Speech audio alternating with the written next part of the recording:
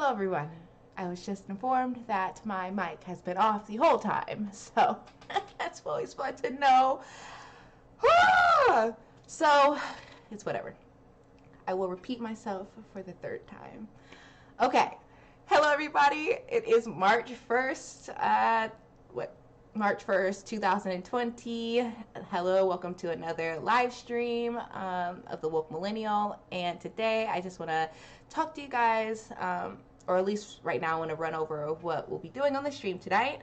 So first I'm going to be watching the Trump at CPAC, his speech. And while doing that, I'll have the Trump speech up, and I'll also be playing Sonic at the same time. So that two things going on. I'll be pausing the Trump speech and doing commentary on it when I feel like it, which sounds like fun. And after that, we'll be watching more YouTube, maybe some political commentary of what's been going on outside of just the CPAC. And after that, wanting to watch, possibly, depending on like timing, some blogs. Some of my favorite bloggers. I think Lovely T has a video out that I haven't seen yet, so I do want to watch that. And yeah, I get up on the tea that is pop culture, and I love Lovely T. She's pretty big on YouTube, especially in the Black community when it comes to bloggers. So yeah, I'm excited. I hope you guys are excited.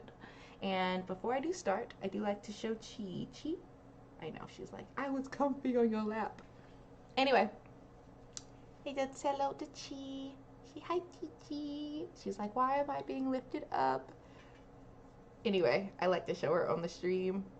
She's usually on my lap. Sometimes she'll jump off. Sometimes she'll want up. So if you see me looking down and you see little ears popping up, it's Chi Chi. Hey. Alright. I got enough of Chi Chi. You're so sweet. Alright.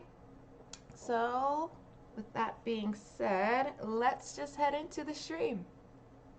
Again, too, I want to say before we do start, our goal is to reach 50 followers on Twitch. That way we can get to the affiliates level. We just started streaming. This is going on our 3rd week. So, hey, I'm so happy. So yeah, if you like what you see, what you hear, have fun with us on the stream, hit the follow button. It is much appreciated. So yeah, let's just dive right into it. And if you have any questions, please leave them in the chat. We had a fun discussion on Friday. All right. So also to note, I do have a new screen set up. I know it's going to get better. Again, like I said, 3 weeks, right? We're going on to week 3. But I do like the 4 quadrants. So you have me playing the game at the top, here, me watching the YouTube screen, and then this blank space that you see right now is the chat. So if you want to see that filled up, leave your questions. So yeah, get my remote control.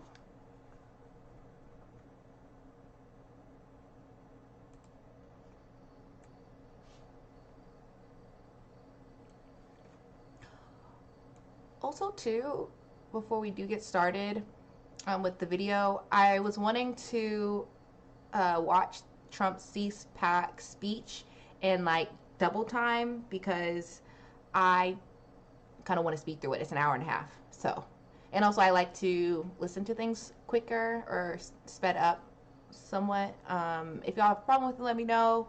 But that's kind of what I'm wanting to do. That way you can at least kind of get through half. I want to at least get through half of this. And I mean, it depends, you know, if it's on a roll, I'll keep watching it all the way through. But if not, plan is to watch it at least halfway, Trump's speech through, and then me tomorrow watch the rest of it. So yeah.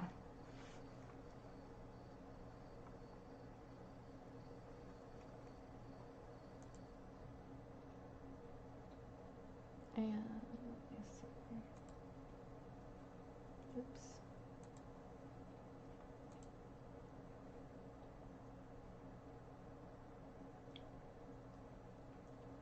Maybe I'll do a little bit lower. I'll do 1.75 sped up. We'll see. And let me just make sure everything else is good.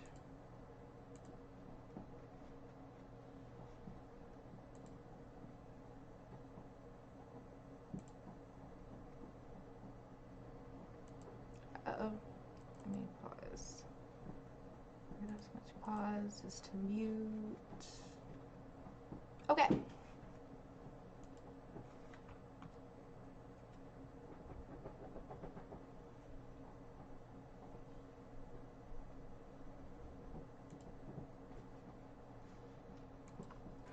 And let me know with the sound and audio as well, how it's going. Well, thank you very much, and hello, CPAC. Do you miss me yet? Do you miss me? A lot of things going on. To so many wonderful friends, conservatives, and fellow citizens in this room, all across our country, I stand before you today to declare that the incredible journey we've begun together, we went through a journey like nobody else. There's never been a journey like it. There's never been a journey so successful. We began it together 4 years ago, and it is far from being over. We've just started. Our movement of proud, hard-working, and you know what this is, the hardest working people, hard-working American patriots, is just getting started. And in the end, we will win. We will win. We've been doing a lot of winning. As we gather this week, we're in the middle of a historic struggle for America's future, America's culture, and America's institutions, borders, and most cherished principles.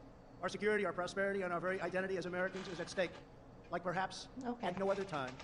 So no matter how much the Washington establishment and the powerful special interests may want to silence us, let there be no doubt, we will be victorious and America will be stronger and greater than ever before.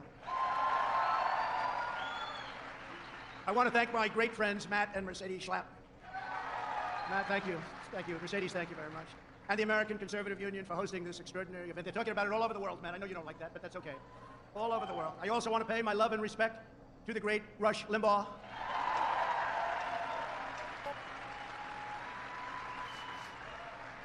Who is watching closely and smiling down on us. He's watching and he's loving it, and he loves Catherine. Catherine, thank you for being here. So great. He thinks he's smiling down.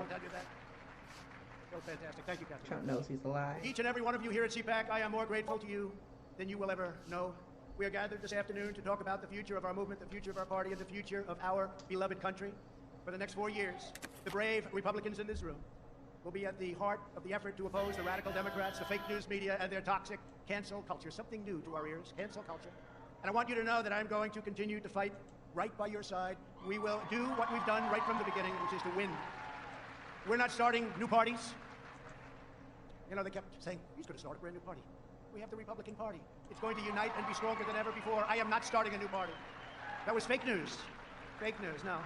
Wouldn't that be brilliant? Let's start a new party and let's divide our vote so that you can never win. No, we're not interested in that. No, we have tremendous, Mr. McLaughlin just gave me numbers that nobody's ever heard of before. More popular than anybody. That's all of us. It's all of us. Those are great numbers, and I want to thank you very much. Those are incredible numbers. I came here and he was giving me 95%, 97%, 92%.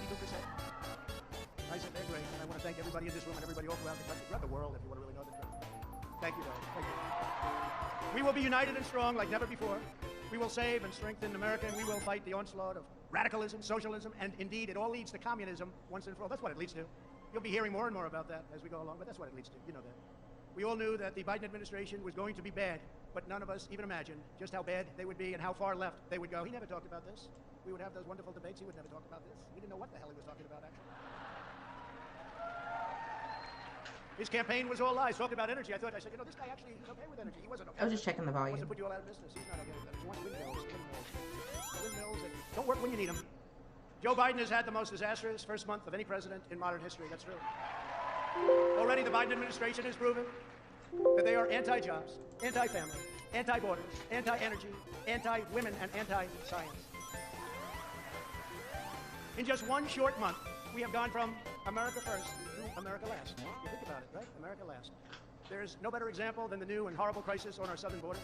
We did such a good job. It was all work. Nobody's ever seen anything like we did, and now he wants it all to go to hell. When I left office just 6 weeks ago, we had created the most secure border in U.S. history. We had built almost 500 miles of great border wall. That helped us with these numbers because once it's up, you know, they used to say a wall doesn't work well. You know what I've always said? Walls and wheels. Those are two things that will never change. The wall has been amazing. It's been incredible. And little sections of it to complete. They don't want to complete it. They don't want to complete little sections in certain little areas. They don't want to complete, but it's had an impact that nobody would have even believed. It's amazing considering that the Democrats' #1 priority was to make sure that the wall would never, ever get built, would never, ever happen, would never get financed. We got it financed. We ended catch and release, ended asylum fraud, and brought illegal crossings to historic lows. When illegal aliens trespass across our borders, they were promptly caught, detained, and sent back home. Does it sound better? Rough customers, I want to tell you, some rough customers were entering our country. It took the new administration only a few weeks to turn this unprecedented accomplishment into a self-inflicted humanitarian and national security disaster by recklessly eliminating our border, security measures, controls, all of the things that we put into place. Joe Biden has triggered a massive flood of illegal immigration into our country, the likes of which we have never seen before. They're coming up by the tens of thousands. Oh my gosh. They're coming to take advantage of the things that he said that's luring everybody to come to America. Oh my gosh. We can't afford the problems of the world. It's so annoying. It's like this idea that we should fear people, like the other is the root of the problem.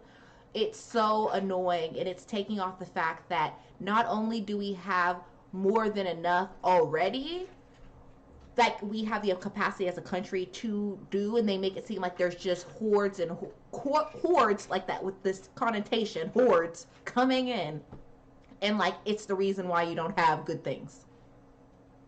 Not the fact that the rich are hoarding the wealth.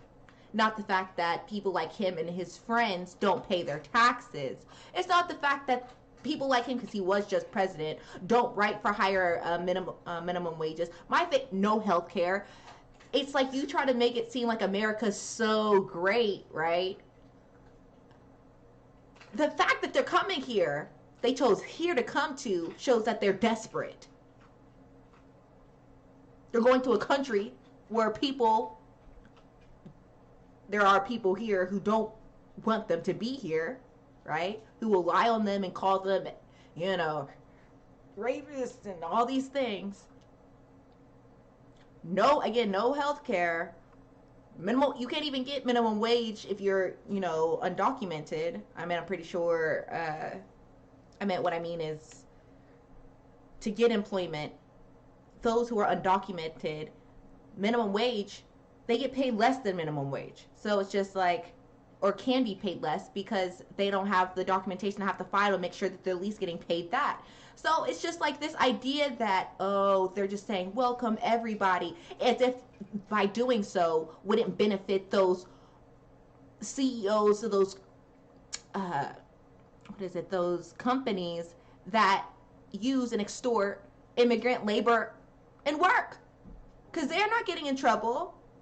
Those who hire them are not getting in trouble. But it's, the immigrant. They're the problem. Here they come again. You don't have this. And that they're saying you come in. It's disgusting. How about the fact is, leave everybody else out. America's not taking care of Americans because the government does not want to.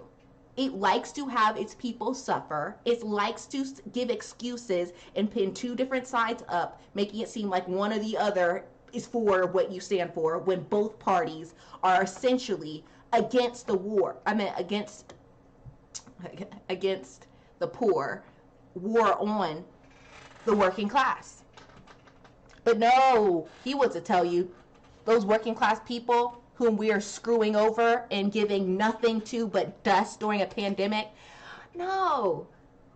Think about what little scraps a person coming from a country that either has been war-torn, plagued with the drugs, war on drugs. Their country has been, what is that called?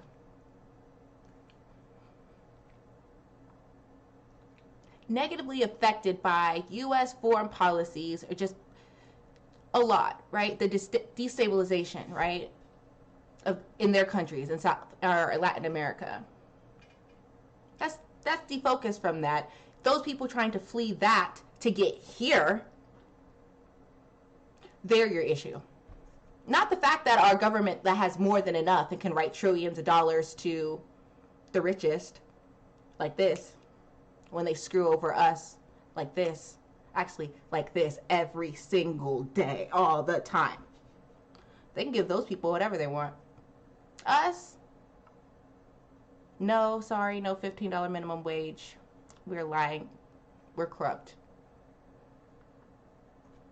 It's actually those people who just kind of want to be safe and live in a world and raise a family where they don't have to worry about being killed or starved, among other things, kidnappings. So this already, I already know that Trump is, because I did watch a portion of this, he's going to talk about it. like, oh, they're the problem. But just keep that in mind. It's just so disgusting. Because the whole point about this is really for those people who have that anger, they don't know where to place it. So they placed it in our country's prime, the racism. This is to help get their frustrations and take it out on, right, the oppressed, right, the immigrant, the marginalized, those who don't have really much power or voice.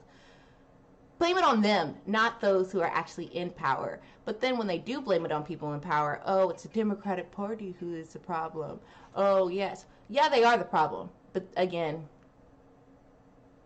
it's very rare to find them call out the Democrats for the real actual corruption. And they very much lack the honesty that most of the time Democrats and Republicans agree. Why? Because they're bought by the same oligarchs. They just have different roles to play.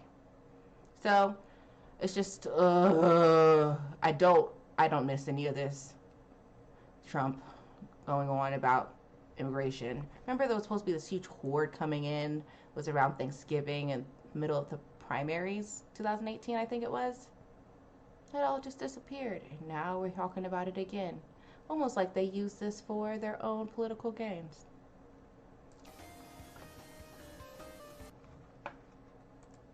As much as we'd love to help, but we can't do that. So they're all coming because of promises and foolish words. Perhaps worst of all, Joe Biden's decision to cancel border security has single-handedly launched a youth migrant crisis that is enriching child smugglers, vicious criminal cartels, and some of the most evil people. I just wish there would be some sources in his talk. In my administration, we stopped the child smugglers. We dismantled the criminal cartels. He relies solely on ethos. And the wall helped us a lot. And we protected vulnerable people. Credibility that he from the ravages of dangerous predators. Was once president and is rich. But the Biden administration has put the it's vile what coyotes makes, I guess, what he's saying. Has done so in a very, very big way. Under the new administration, catch and release has been restored. Ridiculous. We work so hard. You know what that is? You catch them, you take their name. They may be killers, they may be rapists, they may be drug smugglers. You take their name and you release them into our country. We did the opposite. We not only didn't release them, we had them brought back to their country. Illegal immigrants are now being apprehended and released along the entire southern border, just the opposite of what it was 2 months ago. They weren't coming because they couldn't get in. Once they think they can get in, they're coming in. They are coming at levels that you haven't even seen yet. By the hundreds of thousands, by the millions they'll be coming.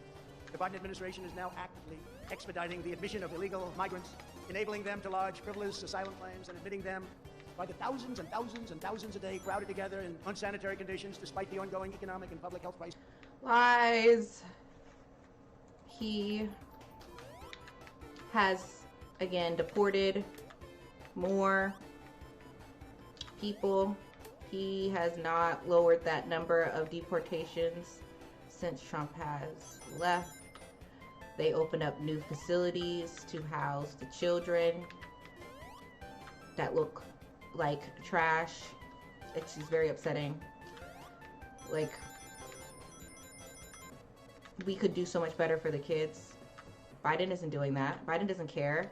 Biden and Obama deported way more people than Trump. So this idea that Trump is saying, right, it's very interesting. Oh, they're just going to let him loose and all this stuff.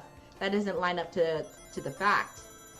Biden is no friend of the immigrant, or like keeping immigrants in this country. So he can go somewhere else while that. Oh, it was us who did it. I bet Biden will deport more people than Trump. And I just wonder when, I mean, they won't admit it because this is a talking point, right? For Trump. Oh, we did better. They want all the immigrants in. Again, people are the same coin. Two sides of the same coin. This is COVID-19, or as I call it, the China virus. There's no masks. There's no double masks. That was a new one that came out 2 weeks ago. First Fauci said, dang it. You don't need masks, no masks, no. Then all of a sudden, now he wants double masks. No social distancing, no nothing. Get together and say it, actually, and it's sad for them and it's sad for our country. What the Biden administration is doing to push young migrants into the hands of human traffickers and coyotes is dangerous, immoral, and indefensible. Hard to believe it's happening. Biden has failed in his #1 duty as chief executive, enforcing America's laws. This alone should be reason enough for Democrats to suffer withering losses in the midterms and to lose the White House Caravan 4.0. decisively 4 years from now.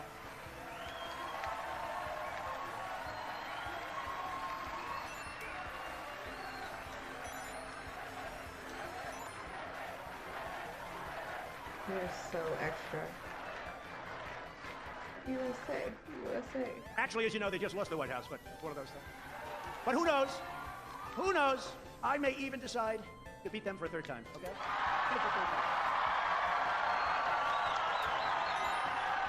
And all those Republicans who thought that they could have a chance next time. Oh, dang. Girl. Wow. Joe Biden defunded the border wall. Trump It's not just all future construction. threw water even on on their small hopes open and sections dreams. that just needed to be finished up. Routine little work. They're running for president. It's a When the Republican. contractors get over, they say, no, it costs us much more money not to finish the small section than if we finished it. That's going to be nice. Wait till you see those bills start We'll see pouring if he in. actually does He that. revoked the executive order cracking down on deadly sanctuary cities. He has effectively ordered a shutdown of ICE, halting virtually all deportations. Everyone, murderers, everybody. No more. Let's not deport people.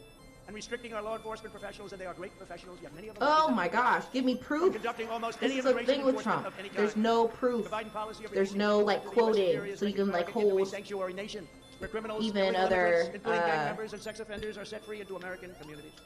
They have no idea. organizations or these countries. accountable with like, okay, you told Trump this. They're not giving us their You best. don't say it. They're intelligent.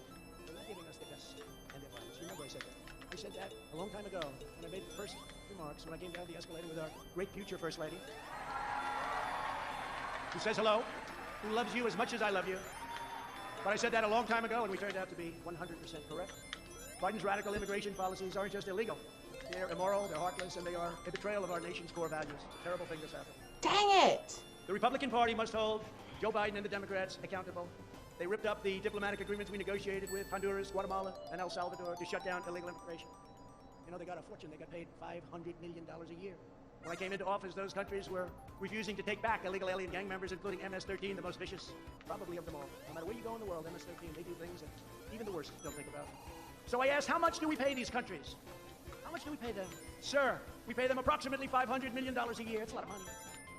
I mean, it's peanuts compared to the way other countries rip us off. That's a lot of money. I said, okay, we aren't going to pay them anymore because they wouldn't take back the criminals. And this was true with the Obama administration. It was true for many, many years. So we'd catch a murderer, we'd want to bring him back to Guatemala, Honduras, Salvador. They wouldn't take him back. No, we don't want him. We'd fly him in, they wouldn't let the plane land. We'd bus him in, they wouldn't let the buses get anywhere near the border. And I said, we're not going to pay him anymore. So after I said that, and I stopped paying, you know, like the term that we use in the world of business, let's stop payment. So we stopped payment. They were delinquent. We stopped payment. And they very quickly came to the table and we made a deal, very quick deal. We still kept the money, we still didn't pay because, but we made a deal. And when illegal aliens came across our border, they were rapidly deported and lovingly accepted by those countries from where they came. And it worked. It's like, well, how do you think it's cool to make it seem like, oh yeah, we lied? Ah. Like, that's honorable. That's good. We said, oh, okay, why are we paying? Take the people. I meant, whatever. This is what I find interesting. That coming from this standpoint, the way that Trump's saying it, I could see where people who do like Trump and do, you know, support him, all these things, are people, well, particularly those people, when they hear it, right, you hear, well, it makes sense. Why would we house people who were convicted of things such as, or as heinous as murder, right? That shouldn't be an issue. What do you mean that they were sending them back? Now, no, I don't know if any of this story is true. There's no references at all. So I'd have to do a whole search through and blah, blah, blah, blah, which is, again, annoying. They know this. They know they can get away with just saying it because people just believe what he has to say. They don't need the logos. They are good with the pathos and the ethos. You can make up whatever logos you want. It can be true. That's good, and hopefully that it is. All I'm saying is, when people are caught in so many lies, it's hard to like take it like seriously. So it's usually I just take it with a grain of salt. But let's say, right, if the country, it only makes sense to have them take back their people if they were already in the country legally. Would it make sense to keep them here? But again, how the U.S. does work, we do make a lot of money. Well, not us, you know, the working people. We are working classes, suffers, and oppressed. But those at the top, like, they make money off of tragedy, death, pain, suffering, whether it be through needing help at a doctor, like going to the hospital for whatever injuries that may have occurred, whether it mean the psychological trauma that could stay with a person. In order to get help with that, they need to go through what? Either insurance, health, things that are commodifiable, that many of these oligarchs do have money in, right? In the insurance industry, in the health industry. You also got things like, again, corporate-owned life insurance. Have a person, an ex-employee, that say a person in Guatemala or from that country. I don't like saying this because I rather use true, real stories or just, but say immigrant killed a person that was a U.S. citizen. Let's say that, like companies like Walmart,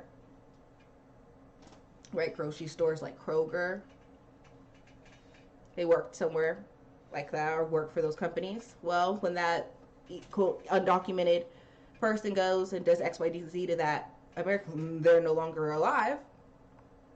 Did you know that that's a check they get in the mail? Particularly, I would imagine they wouldn't be harming old people, right? Younger people. And guess what? Those younger people that are killed, they get a check. A biggest check. The biggest check. Bigger checks. Younger, they already have life insurance policy. These companies do. And they do. The bigger the check. I wonder why we haven't worked so well as getting the people back. Now, are you going to say, oh, well, Trump's sending it back? I meant, fine, that's good and dandy. But I mean, I can only think about the people they're sending it to. I'd rather be able to help. I wish our prison system was more of a rehabilitation instead of a retribution-based and a deterrent-based system. I prefer it to be deterrent/rehabilitation.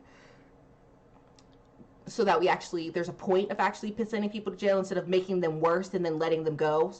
Again, but that would make sense in a system that, what we were taught that this world or our country is about, right? Keeping our people safe, all the stuff that's not about that. You know why? Because the oligarchs, the corporations make money off deaths and killings. Thus, why you have people just being released, these violent people being released into the societies. That makes sense. So, but that's not what Trump is going to tell you.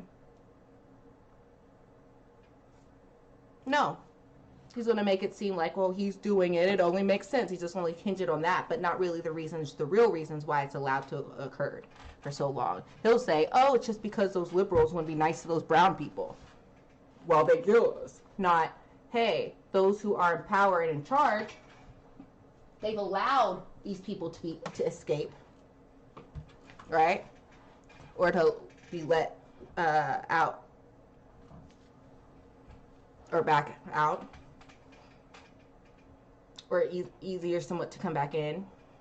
Because if anything does happen, and I'm particularly talking about actual people who committed crimes, not undocumented people, because what you see is people from undocumented communities and immigrant communities commit the least amount of crimes.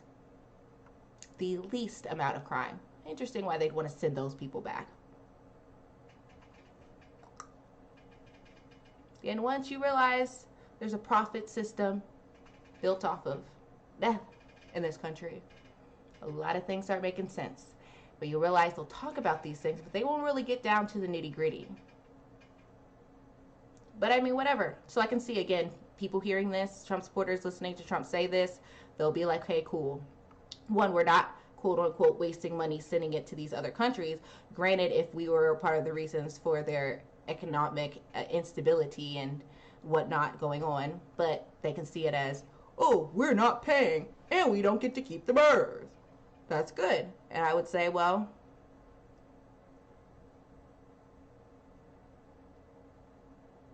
I guess, yeah, Amanda, you're out. People aren't coming back in, but I can't even tell if this is true or not.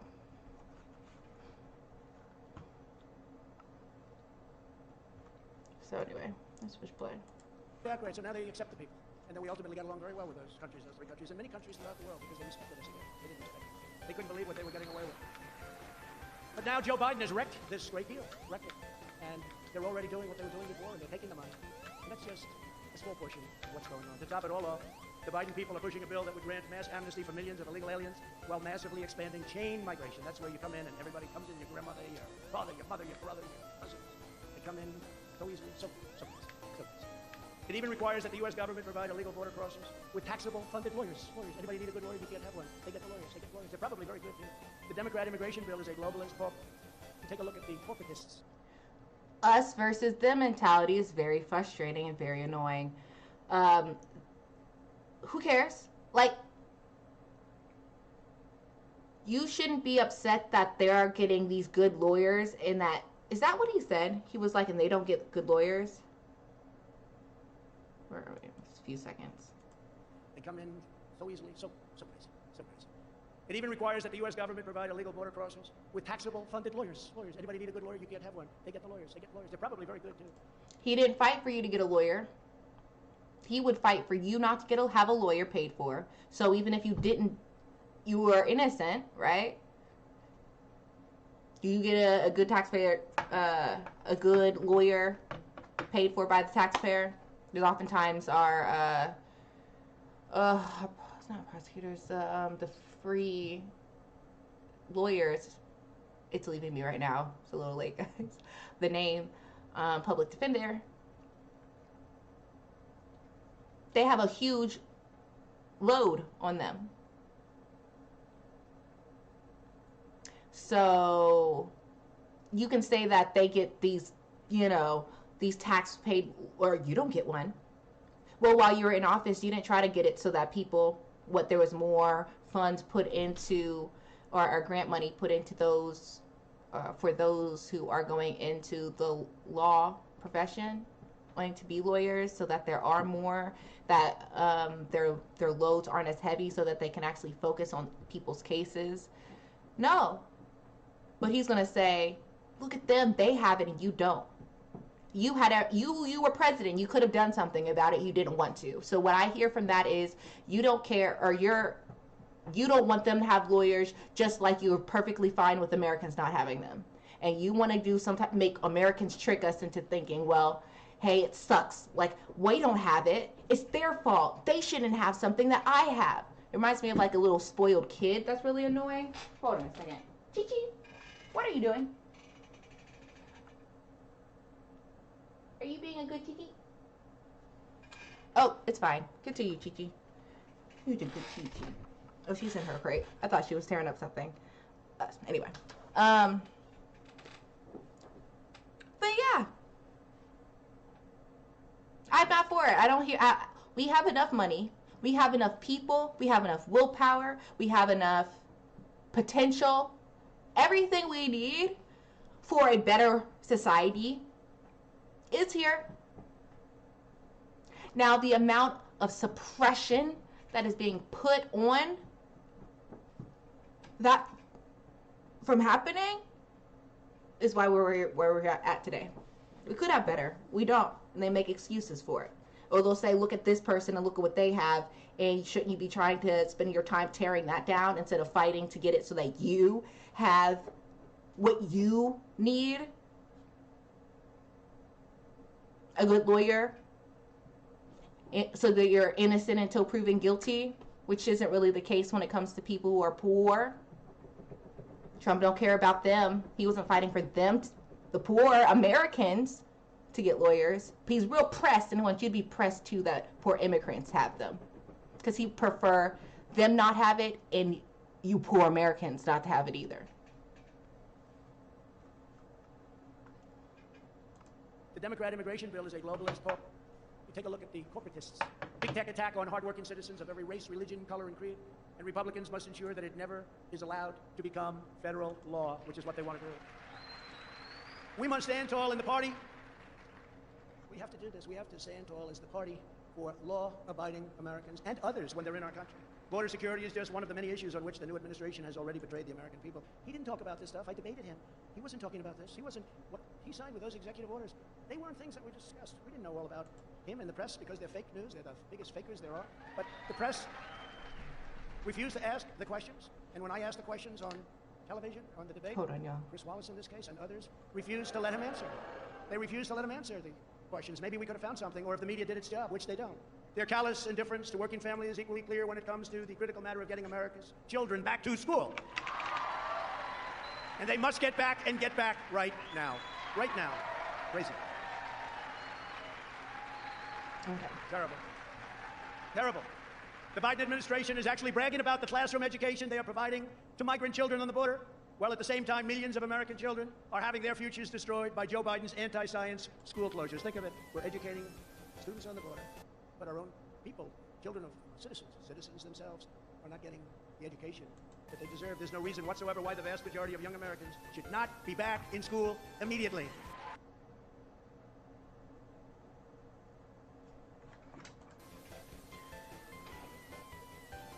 Again, us versus them. They're getting it. So you don't want kids to be educated. They're already in quarantined, away from their family, native country, and he's saying he's thinking we should feel some type of way because their kids are getting education. Now, again, note, were kids out of school when Trump was president? Because to me, I also heard that it looked like Joe Biden's wanting to open back up schools, and people are like, that's not the best thing. Should make sure that, hey, at least teachers get vaccinated first. Have access to the vaccine.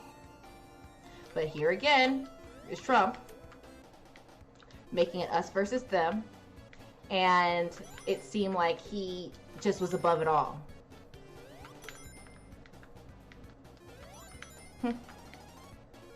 And wasn't it he who said that, oh, kids couldn't get it, but come to find out that kids could actually catch COVID and get sick and pass away? He lied about that for a while until it got leaked that he did know about it earlier. So again, it's like manipulating truths or manipulating things for their own benefit. That's what Trump is a master of.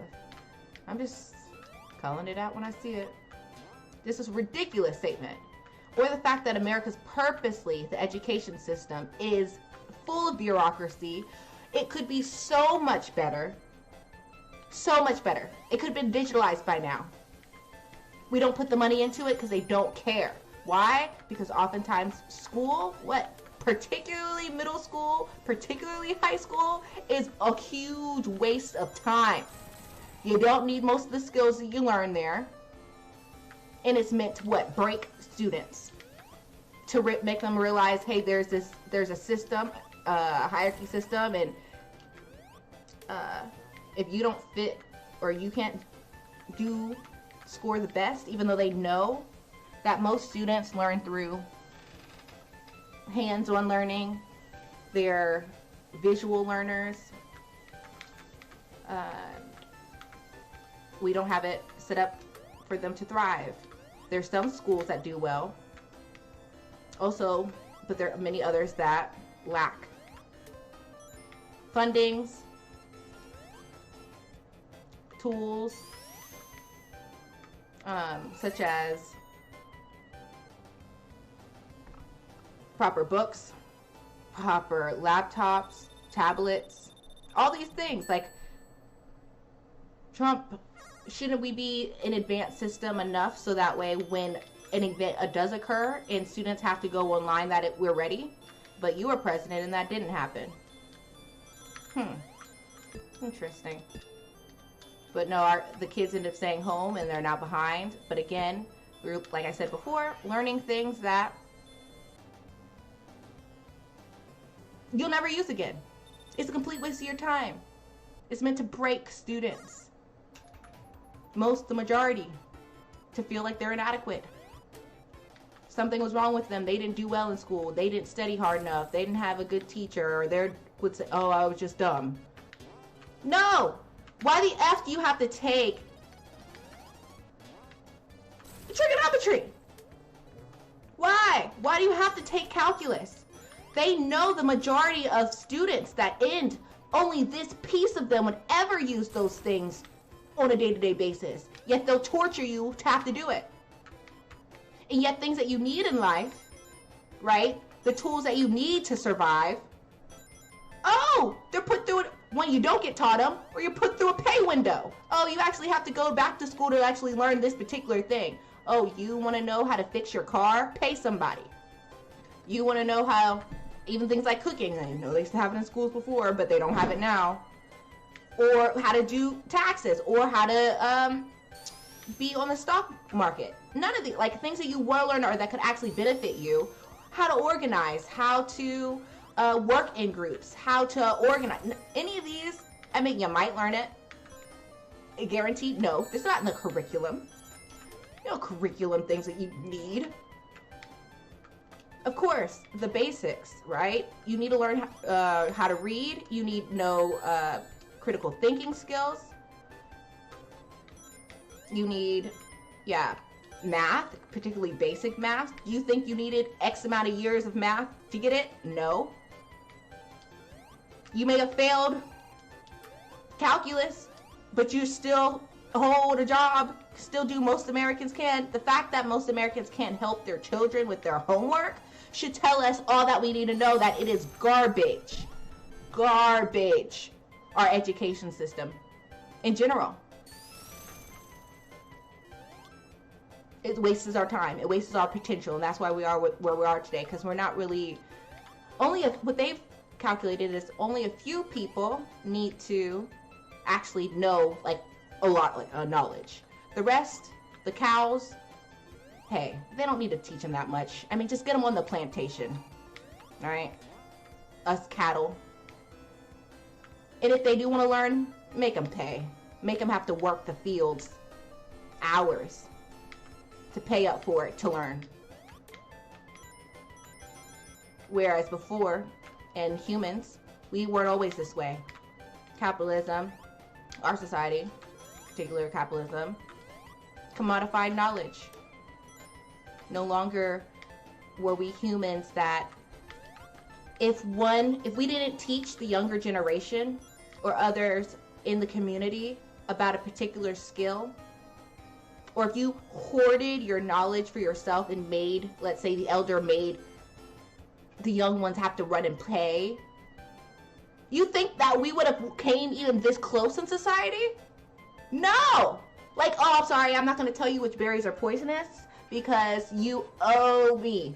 You have to store up this amount of wealth. Well, but if I pick the wrong berries, then we die.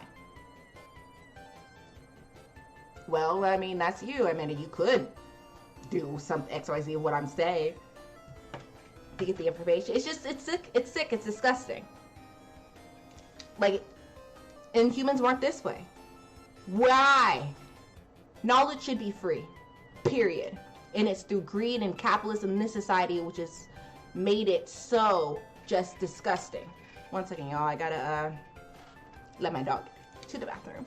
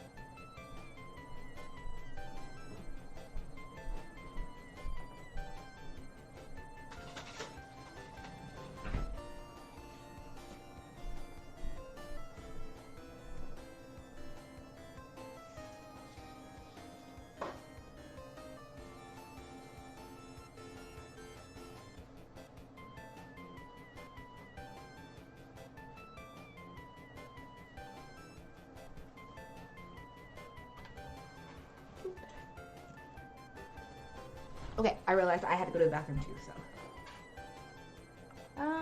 My headphones. But essentially, yeah. So to hear, I don't care. I mean, kids being in school, I get it. It more so having to do with the psychological part of it all than anything. Like kids not being able to hang out with their friends or when they're at school. I mean, it kind of sucked for them, right? Like, either they're spread apart, they're not allowed to talk to one another. It's just a lot. So, oh crap. I left my thing on. Oh! With Sonic, you gotta speed through it. So anyway, I just have 0 time. They'll educate your kids. We're all human beings. We're all human beings. Deserving of love, right? Deserving of knowledge. Especially young kids too. Like, so miss me with it. Miss me with it. I don't care. Educate the children. We should be educated. American, we should be educating our children on things that we actually need in life and not continue to waste their time just to break them. Most of them, they know the system set up that there's only going to be a few people who made straight A's, right? Where the way that it was taught to them in school, right? It just worked. It came to them easily. And then also to learn too, that stuff you learn in school, like history, has been just, y'all, Christopher Columbus. What a waste of my time. But I guess it wasn't for those who purposely wanted us to be brainwashed into thinking about Christopher Columbus in that way. So, it's like whatever. It's despicable, so I guess miss me with the whole school. The kids, I guess, do need... Okay, I know it's... I call it like a juxtaposition. This, kind of feeling 2 ways at the same time. Like I said, I think it's a good place for kids to be able to you know, learn how to deal with others, to be around others, people that are different from them, people with different personalities, and different socioeconomic statuses are always nice, depending on the school. And learning how to interact in a world with those differences. And I feel like that's where school can be a good place. But anyway, let's keep playing. Y'all, we're only 20 minutes in. I gotta hurry up. The only reason that most parents do not have that choice is because Joe Biden sold out America's children to the teachers' unions. Oh, darn those His position teachers. is morally inexcusable, you know that. Joe Biden That has wanna shamefully live. betrayed America's youth, and he is cruelly keeping Were our children locked in their underpaid homes, all millions of their ways lives. whatsoever they want to get out. Those old Cheating the teachers. next generation of Americans out of the future that they deserve, and they do deserve this future. They're going to grow up, and they're going to have a scar. It's a scandal of the highest order and one of the most craven acts by any president in our lifetimes. It's the teachers' union is the votes, and it shouldn't happen. And I have nobody has no He respect said for the teachers. teachers union. And I'll bet you a lot of the people within that union, they agree with everything I'm saying. Even the New York Times is calling out the Democrats. The mental and physical health of these young people is reaching a breaking point. Tragically, suicide attempts have skyrocketed, and student depression is now commonplace and at levels that we've never seen before. The Democrats now say we have to pass their $1.9 trillion boondoggle to open schools, but a very small part of it has to do with that. You know where it's going. It's going to bail out badly run Democrat cities, so much of it. But billions of dollars for schools remain unspent from the COVID relief bills that were No, passed I'm not last about to year. get this. So on behalf of We'll the moms, see. dads, and children of America, I call on Joe Biden. I don't care about to losing my rings. get them open. Maybe. It's a great thing to do. 5 seconds. Nope. When I left office, and we're very proud of this because this was something that they said could not be done. The FDA said it, everybody said it. In the article you read said it couldn't be done. It would be years and years. I handed the new administration what everyone is now calling a modern day medical miracle. Some say it's the greatest thing to happen in hundreds of years. 2 vaccines produced in record time with numerous others on the way, including the Johnson & Johnson vaccine that was approved just yesterday. I just also find it ironic too that people, Trump supporters that aren't wanting to take the vaccine, but here Trump is advocating for the vaccine, and how good it is that he was able to get it done and all this stuff, and they'll say, oh, well, he was able to do that with the vaccines, but won't line up to get the vaccine. I mean, I'm just saying. It's just interesting. I'm like, what is it then?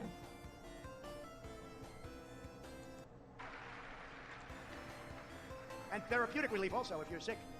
If you're sick, we have things now that are incredible. What has taken place over the last year under our administration. It would have taken any other president at least 5 years, and we got it done in 9 months. Everyone says literally had that just a few moments ago. Can you imagine if you had to go through what all of the countries of the world were now getting the vaccine, or soon will be getting it, from various companies, but can you imagine if all of those countries had to go through what they've been going through over the last year? It was hundreds of millions of people. I pushed the FDA like they have never been pushed before. They told me that loud and clear. They have never been pushed like I pushed them. I didn't like them at all. But once we got it done, I said, I now love you very much. What the Trump administration has done with vaccines has, in many respects, perhaps saved large portions of the world, not only... Speaking of FDA, real quick. So, with the FDA, he's talking, I guess, he's trying to talk about in reference to the vaccines and getting it sped through and all those regulations that once were in place, he took away, which again is probably why people are weary of getting the vaccine. But I digress. FDA, so I had a family member who worked at Chicken House and cooks foods. The FDA workers were there to make sure that like they would pull, let's say, chickens that they saw that had certain diseases or certain mutations, right, to make sure that they were off. Now, what I was told is that Cook's Food did not like them being there. They did not want them there at all. Why? Because they prefer every chicken go through, right? Because that's more money. They prefer these FDA workers would literally be sleeping on the job, and they were not allowed to wake up the FDA workers.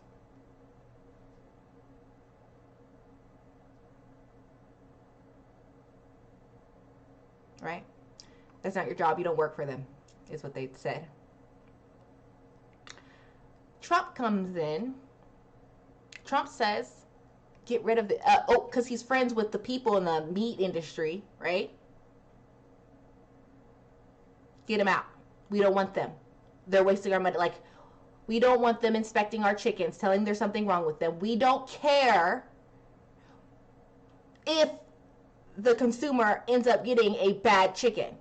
As long as I get paid for it, I'm good. And that's what I want. F this idea that Americans should have higher standards when it comes to their meats. F the idea that if you think you should deserve your meat to be vetted, properly vetted, at least a little bit more. Because again, sometimes they're sleeping. Take it away so we can get paid. And what did Trump do? He says, let it be done. And thus, the FDA workers are out. I think there might be maybe only 2 there, but I'm not sure on that. But the people who would be there, each Cook's Food worker that would be on a line, you know, with the chickens, especially those at the inspecting, would have someone, an FDA worker. They're all gone. They're not paired anymore. Thanks, Trump.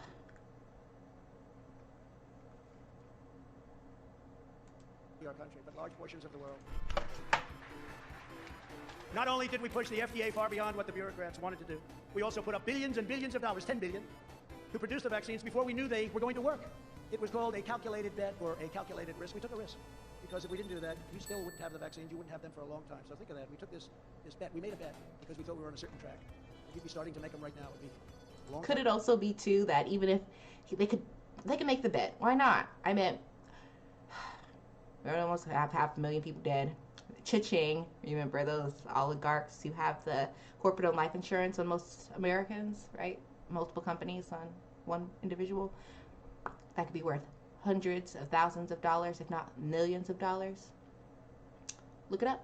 Corporate-owned life insurance. We talk about it a lot on the stream. So, I meant, if he already knows that, not telling us, the American people, perfectly cool with it continuing on, people dying from COVID, wouldn't it be better to just look like you're the president that got out the vaccine quickest, right, and push through because you make a calculated risk. People are going to die. I mean, if they accidentally do die because something's wrong with the vaccine or speeding it through or there's a missed complication, it's a risk we are willing to make. Because, I mean, people don't die, then I can be praised that, hey, we pushed through, cool. If they do die, I can still blame the manufacturers, and my buddies can keep cashing in on their lives. Win-win, win-win. It was a chance we are willing to make. It's disgusting. But I hear it, I see it. Hello, Trump. Makes sense. Why not push it through? You don't care about lives. You didn't mind it reaching 500 million. You and your friends are rolling in dough right now and laughing behind the scenes because nobody else knows about it. Or mainstream, nobody's talking about it. But what does God say? What is done in the dark will come to the light. Before you ever saw it. It takes 60 to 100 days to manufacture and inspect new doses, and that means that 100% of the increased availability that we have now was initiated by our administration. 100%. In fact, the director of National Institutes of Health, Francis Collins, he's Fauci's boss, actually. I think he's a Democrat, by the way. Recently said that our Operation Warp Speed was absolutely breathtaking and that the Trump administration deserves full credit, which we do. And as conservatives and Republicans, never forget that we did it. Never let them take the credit because they don't deserve the credit. They just followed now, they're following our plan, but this has been something that they call it an absolute miracle. Joe Biden is only implementing the plan that we put in place, and if we had an honest media, which we don't, they would say it loud and clear. By the time I left that magnificent house at 1600 Pennsylvania Avenue, almost 20 million Americans had already been vaccinated. 1.5 million doses were administered on my final day alone. 1.5 million in a day. Yet Biden said just a few days ago that when he got here, meaning the White House, there was no vaccine. He said, there's no vaccine? Oh, good. Say it again, Joe. Now, I don't think he said that, frankly, in a malicious way. I really don't. I actually believe. So this is actually, I thought, I did watch this part of the speech before. This part's funny because I don't really like I don't like Donald Trump. I could say most, but particularly those that are in Congress. I don't like politicians. So it's just very funny when Trump goes in on Biden. It is the funniest thing to me. I laugh. I get a kiki. Very few people Trump talks about that I think is funny and laugh at, but Biden is that one or top, because it's particularly when he roasts other Republicans, even if it's for wrong reasons. It's just, but hey, those get their slight, I don't like to say guilty pleasures, but it's funny. Yeah, I guess that's all I'll say on this. He said that because he didn't really know what the hell was happening. But never let them forget this was us. We did this. And the distribution is moving along according to our plan. And it's moving along really well. We had the military, what they've done, our generals, and all of the people, what they've done is incredible. But remember, we took care of a lot of people, including, I guess, on December 21st, we took care of Joe Biden. Because he got his shot. He got his vaccine. He forgot. It shows you how unpainful that vaccine shot is. So everybody go get your shot. He forgot. So it wasn't very traumatic, obviously, but he got his shot. And it's good that he got his shot. Last year, I predicted to you that the extremism, corruption, and incompetence of the Biden administration would be literally unprecedented in American history. Unfortunately, he has proven me 100% right. Already, as president, Biden has urged Congress to pass legislation shredding your Second Amendment. Your Second Amendment is in far bigger trouble than you know. And for 4 years, I fought like hell to save your Second Amendment, and we saved it 100%. We saved it. He signed an order to conduct politically correct far-left indoctrination trainings in every department of the federal government, including the U.S. military after I had terminated these horrible things that were being preached to our military. Fake here. And he wants it to go forward. It's Guns are gone. Within his first few hours, Biden eliminated our national security travel bans on nations plagued by terrorism. His first priority was to open our borders to unvetted travel from Libya, Yemen, Syria, Somalia, and many other countries where strict vetting cannot occur. Countries that have tremendous problems. Countries with tremendous terrorism problems. We did a travel ban. It was really cheap. We told those countries, sorry, straighten out your act. We don't want people coming in where they had an ideology or a problem. We just couldn't have it. and it was incredible how it worked was incredible. And he terminated it. We had to get it approved. It went all the way up to the Supreme Court of the United States. We got it approved, and he terminated it. In addition, he's already increased refugee admissions by nearly 10 times, but in effect, it'll soon be hundreds of times as millions of people flow up. I need proof. Soon to be open borders. And by the way, the Border That would be good with a sighting. You know. I got to know him very well. Your family still cannot go out to eat at local restaurants, but Joe Biden is bringing in thousands upon thousands of refugees from all over the world, people that nobody knows anything about. We don't have crime records. We don't have health records. What are they bringing in with them? When I left office, we had virtually ended the endless wars. These endless wars, they go on forever. They go on forever. I would go to Dover and I would see caskets, coffins coming in. I'd see the parents and wives and husbands. I would see the kids. Endless wars. 19 years in Afghanistan. We have it down to almost enough in a year they might want to go back in. Iraq. Remember I used to say, don't go in, but if you're going to go in, keep the oil. Well, we went in and we didn't keep the oil. We had made historic peace deals in the Middle East. Go and steal their oil. With not a drop of bloodshed.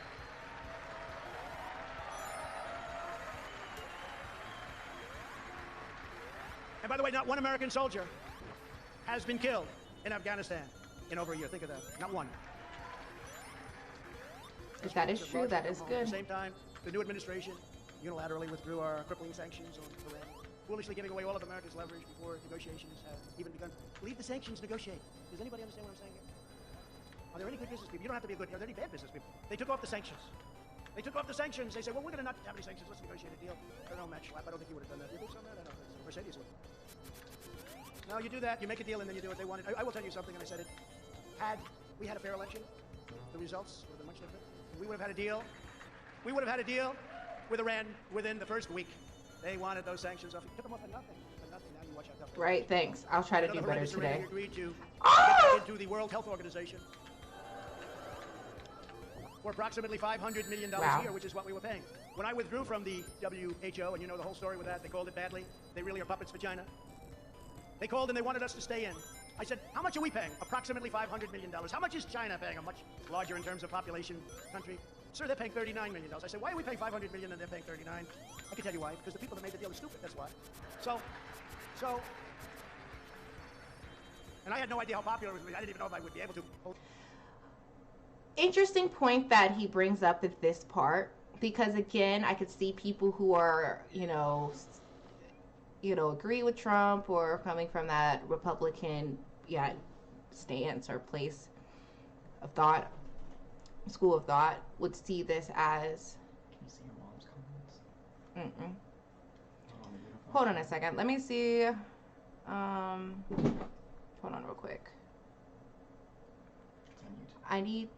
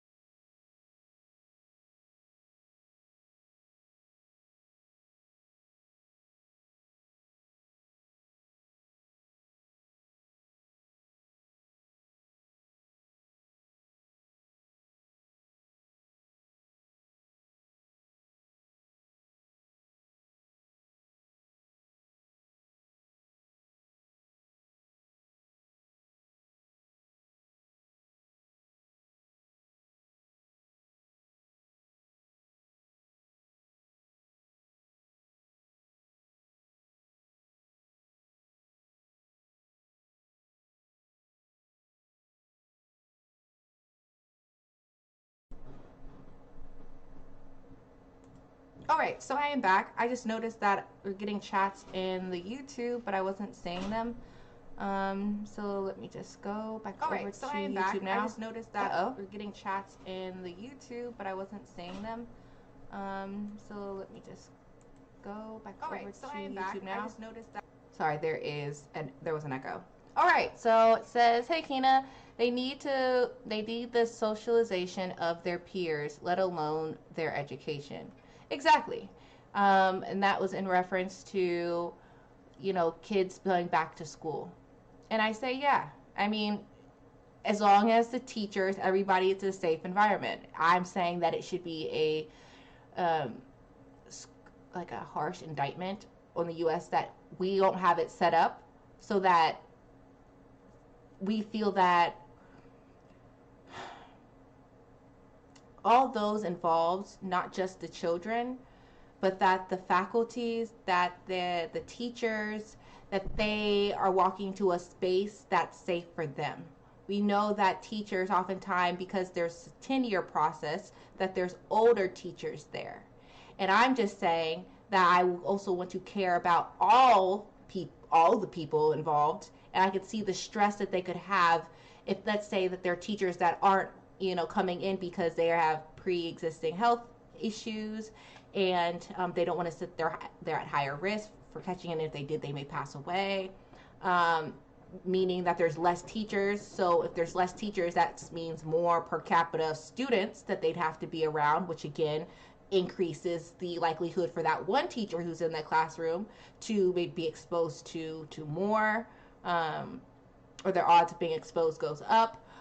Could it also be the fact that, let's say, they have it, which I've heard of too, where students get to choose whether or not they're going to do the online courses or go into school, and that's why they've kind of helped to offset the whole not having enough teachers, because if students are coming, you don't have as many students to deal with. I see that as something. So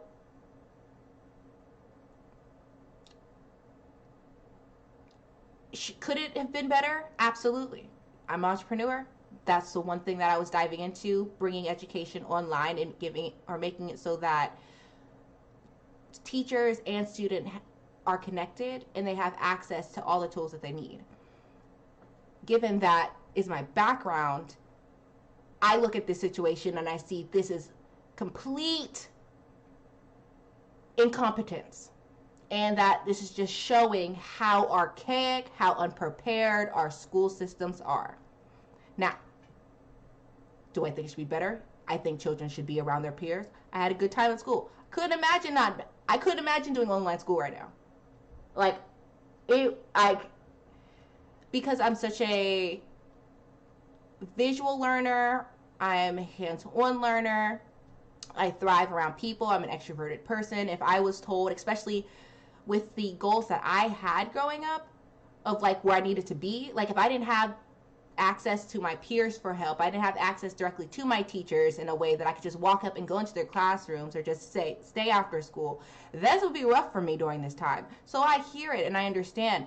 I'm empathizing with the students who, again, with no fault of their own, were told to go into the system where people were incompetent and don't care about really educating students, right? It's just, a lot of it's for show, and if it happens that students come out and they're educated, they remember, good.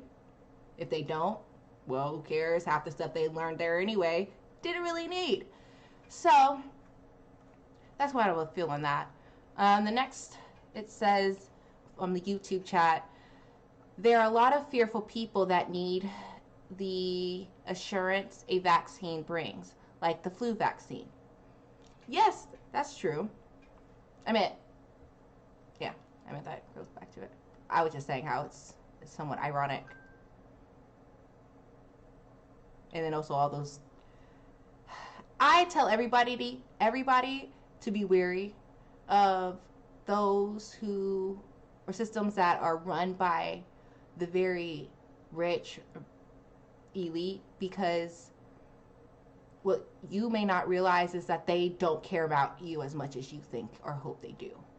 So to hear from a place of power leaders say we can just rush a vaccine, or we rushed it, that's cool.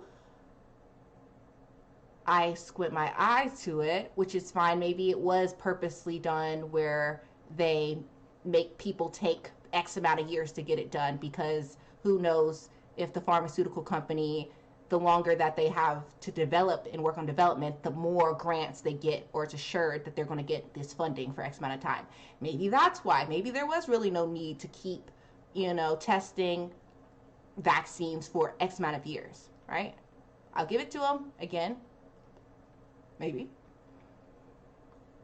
But also to hear, or could it be they're rushing it more quickly? They see these big pharmaceutical companies, see the cash incentive on top, right? If they find we hope that places like Johnson & Johnson, all the other pharmaceutical makers, that they have, of course, there's that incentive that there can't be something mass wrong with it, right? Because then they'd come back bad on them. So we hope in those things. But I'm just saying that with the vaccine in this country and pushing it and saying, speed it up, we just did it anyway. We took a bet, saying that we took a bet with, what were your odds? What were the odds? That's what I want to know. I don't like for oligarchs to take bets on the lives of the majority of people, because they don't care about the majority of people, you see?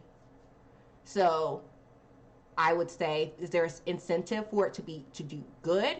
Yes. And the hope, I'm not saying that Trump went into, let's speed it up so that something is wrong with it. No. I think it's speeded up. People need it. There's plausible deniability, right? We're in the middle of a pandemic. People need it. People are dying. And people who... Oh, sorry, it threw me off. I saw another thing in the chat. But, oh yeah, and it looks good, right? To be a president, say, hey, we were the first country, right, who were able to get a vaccine, or biggest pharmaceutical companies were able to get the vaccine out. Hey, it was under my presidency. There's those things pushing for it. But also to remember and note that there is an incentive for people to pass away prematurely in this country, which is called corporate-owned life insurance, where it is, how so? Because there's an incentive, corporations, right, make money because they have a life insurance policy on you as the individual if you ever work for them, or an ex-employee, right? They have a life insurance policy, so if you die early, they cash in to the hundreds of thousands, to the millions. So it's almost like, well, there's that, and hey, we're willing to take the risk because, hey, even if people do die from it, then, hey, it's fine. Why? Because we make money either way. And then we can plead plausible deniability. We rushed it because of this. But honestly, all it does to them is add to the death count. And again, the death count to them is cha-ching, cha-ching, cha-ching. Which is, again, why we put which is why America has done such a bad job when it comes to stopping the spread and stopping the ridiculously enormous amount of people from dying. Why? Why would they? They have money. They make money off of it. And let me real quick, just for those of you guys who are new to the stream, let me see.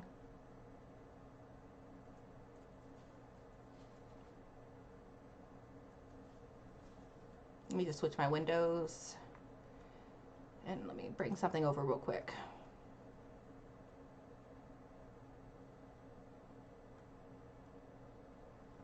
Or let me open up a window real quick. I always like to bring it.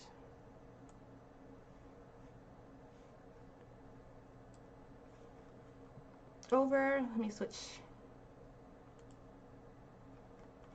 this article here. If you don't know about it, now you know. So you can look into it. It's called Corporate-Owned Life Insurance. Here are articles. I have many. Not all of them are up, but I do go over them. Here.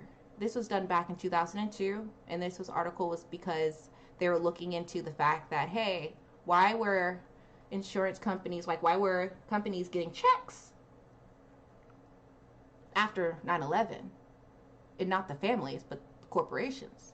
And you see it, Wall Street Journal back in 2002. Nothing has changed.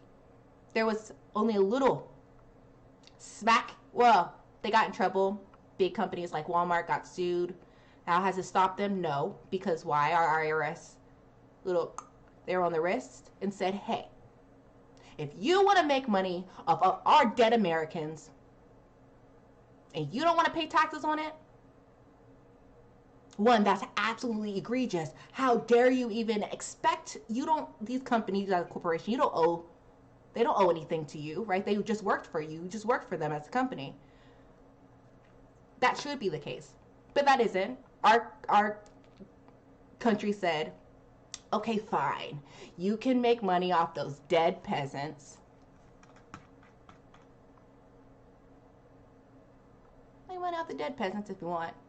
But you don't have to pay taxes on it. Right? Now, if you don't want to pay taxes on it, you can't just slip on through, right, with that. You have to get their consent.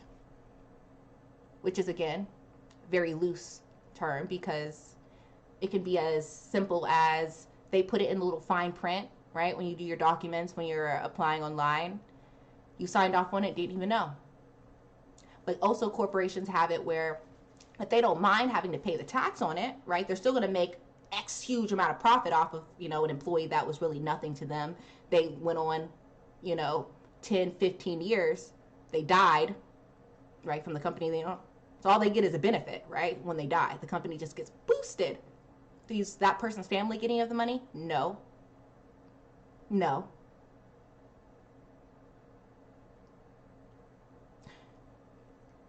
But the company, and not just one company gets it. If you work for multiple companies who practice these policies, they all get a check. So you don't think all of them know about? They know about this. There is an incentive for death. America allows a money incentive by your corporation, by your employer. So I always warn in my job, like what I want to do for the people viewing these live streams, is to know about this. Don't just trust them at the beginning where they're like, oh, just going to work, you don't need a mask. Don't believe them. They don't have much care for your life, your business, that where you work. You protect yourself. You do the research yourself. Because these oligarchs know exactly what's up. And they haven't told you anything. You haven't heard it from a politician about corporate-owned life insurance. You haven't heard anything from the media. Look it up. It's real. I'll say it again. Corporate-owned life insurance. Very legal. And very alive and well today. I can't imagine how many billions, I'm even being nice to say billions, at this point it's in the trillions, has been made just off of COVID deaths. And I would say billions per day. Because if you go back to this good old article, Wall Street Journal, back in 2002, when it came with 9/11, here it says neither buyer nor seller of this insurance disclosed much. Actually, should I just read it from here? Life insurance has...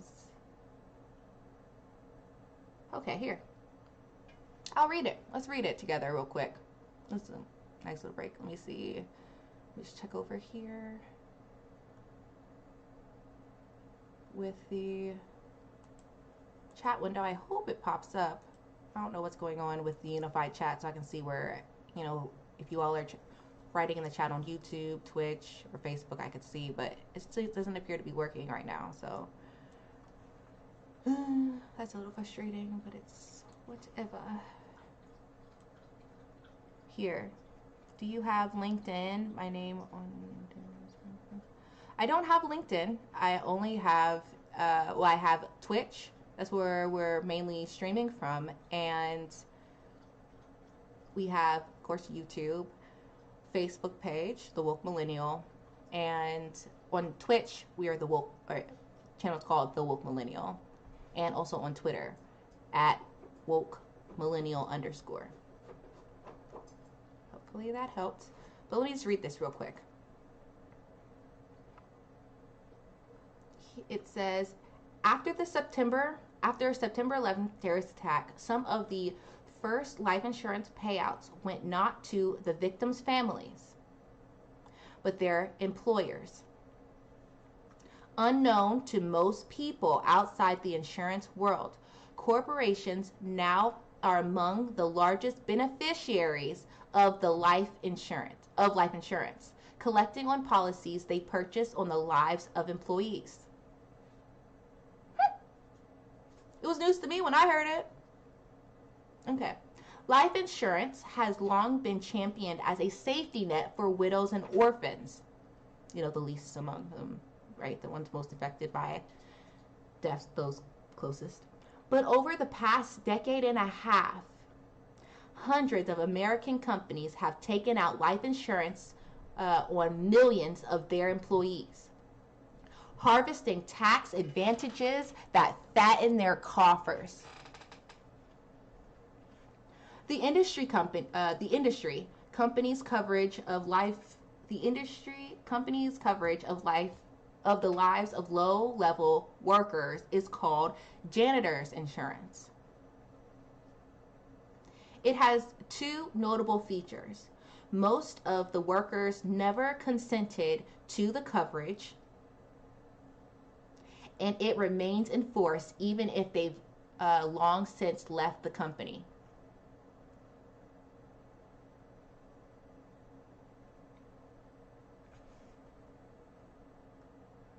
Recently, employers have been taking out larger policies on the lives of managers, usually with their consent. Like janitor's insurance, these policies make the employers, not family, the beneficiary. Neither buyer nor seller of the insurance disclose much about it. Neither the buyers, the corporations, nor the sellers, the insurance companies, have said, and that continues on to today. But you know who does know? Those who run the companies that have it. You know who else knows?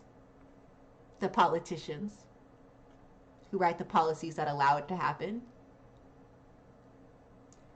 Who has told you about this and to be wary of it, especially those employers in places of, not work, but like places like grocery stores for the customer, on the customer's sake? Did you know that there was incentive out there that they've been hand in hand on policies that benefit only when you die during a pandemic?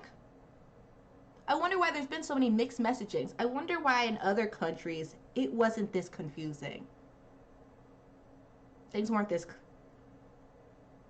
clear. That we didn't stop and do what was needed. No UBI, no Medicare for all, no locking down and paying people to stay home for a bit of time so that we wouldn't have to go through the mass suffering of millions of deaths.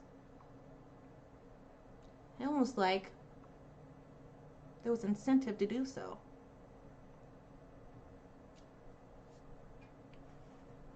I'll continue reading. Neither buyer nor seller of this insurance disclosed much about it. Among the few traces, again, our government doesn't require them to publicly list. Those companies who do own life insurance on them, they don't have to tell you. They don't have to publicly list. They can stay as silent as possible. They can snatch your social security number, your personal information. Once you apply to a job, you start working, take that information, give it to the insurance and say, add them to the bunch. The pool, add them to the pool of life insurance policies we have.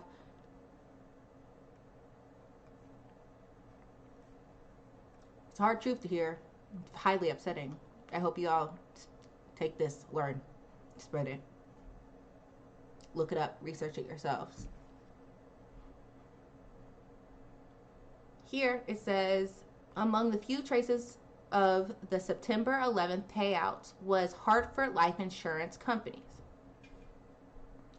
Fleeting reference, was Hartford Life Insurance Co.'s fleeting reference in a quarterly regulatory filing to an after-tax charge of $2 million related to the September 11th attack. Hartford confirms that the payout itself was greater than the net charge and that it went to employers. It declined to give other details. I know that was a little bit choppy how I read it. Among the few traces of September 11th payout was Hartford Life Insurance Co. fleeting reference in a quarterly regulatory filing to an after-tax charge of $2 million related to the September 11th attack. So that means that they made, and this is just from one life insurance company, that for that reason, what happened on September 11th, again, note that was, I think it was maybe 2,000 people, around 2,000 people passed away. But again, don't quote me. I'm not completely sure. But all I remember hearing, especially the last couple of months, was, it's like a 9/11 happening every day, the amount of numbers of people dying from COVID. And I remember when I hear it, I think, that means they're making bank, aren't they? Because if you're getting those numbers or even greater than those numbers, remember $2 million was paid out from one of the life insurance firms to companies that clearly made more than $2 million off of it. One day, one check. So you're telling me now, right? We were outraged at that amount of death, and we should be, right? But that people were saying, people were so shocked about that, and the people who passed away in the wars, but you have these numbers happening every day. And I'm thinking, again, based upon this truth and knowledge about corporate-owned life insurance,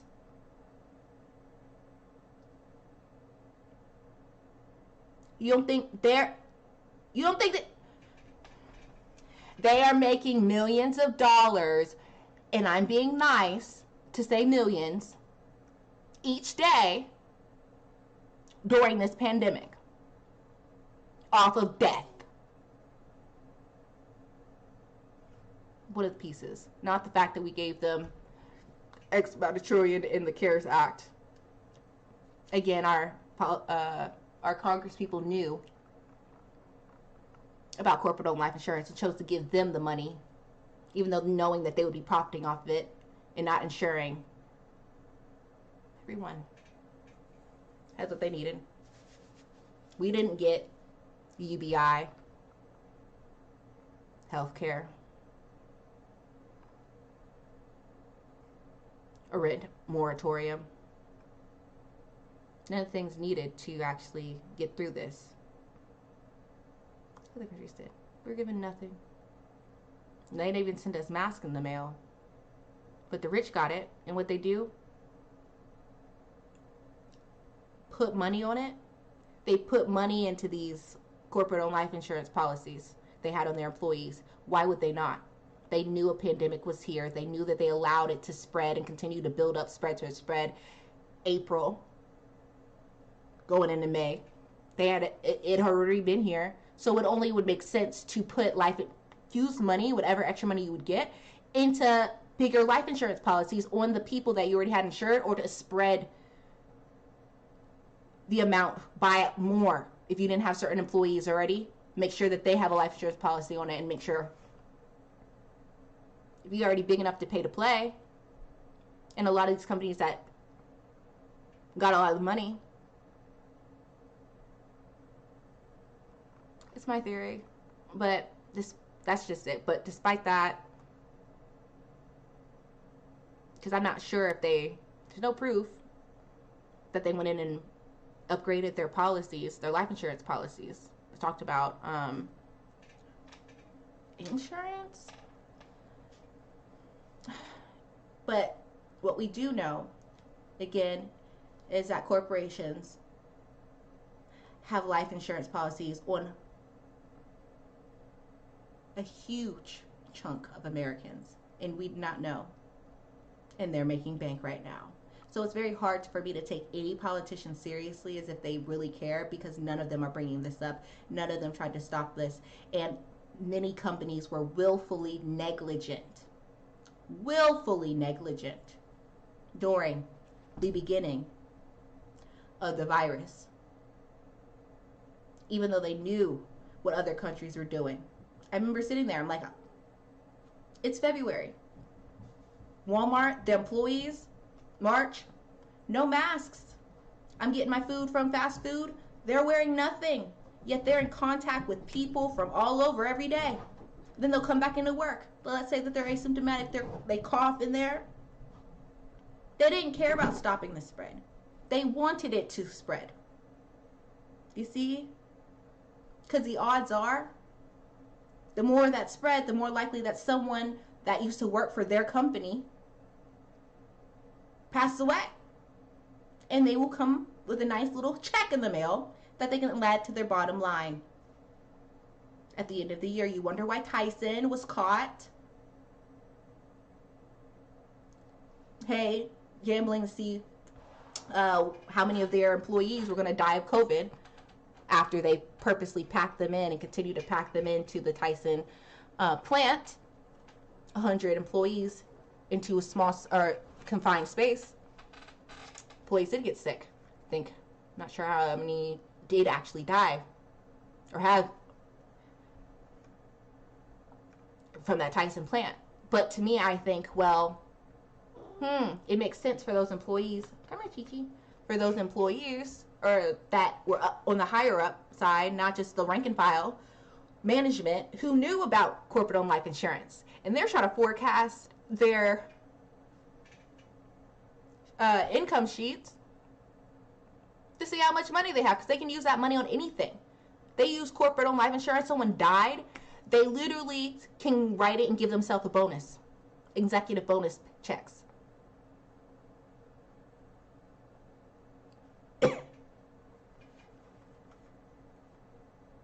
Anyway, this is a country we live in. People die, they take their death money and go on vacations and buy themselves homes, even though they cared nothing of the employee. Even if that employee worked for them for 3 months or so, if they never gave their employees health care, a livable wage, treated them like garbage trash. Did that employee have, did the employee have a right, not a right, but like the, what would you call it? Did they consent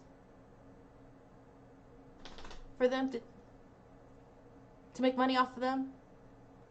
They knew that if they had to get that, many people would not.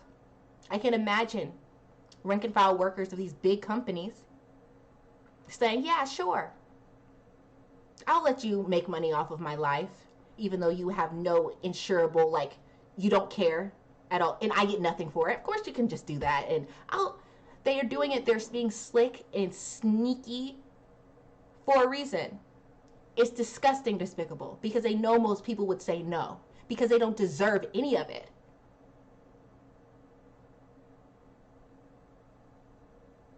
Any of the big companies that I've worked for, quote unquote, they don't deserve any of the money from a passing. The F, but they get it, and they figure out a way to make sure that they get their money from you. And you have no, and the government is in on it. The government that they run, because they pay political people, the people that they want, and they get into Congress and they listen to them, and so they run and rule. And this is how our oligarchy government works. Come on, Chi-Chi. Come here, Chi-Chi. My sweet little. Anyway, well, she slipped out of her little sweater. You could be up here. She's just making these noises. I hear her on the side. But okay, let me keep on going back to what I was doing before the game. And let me just move this over here. And let me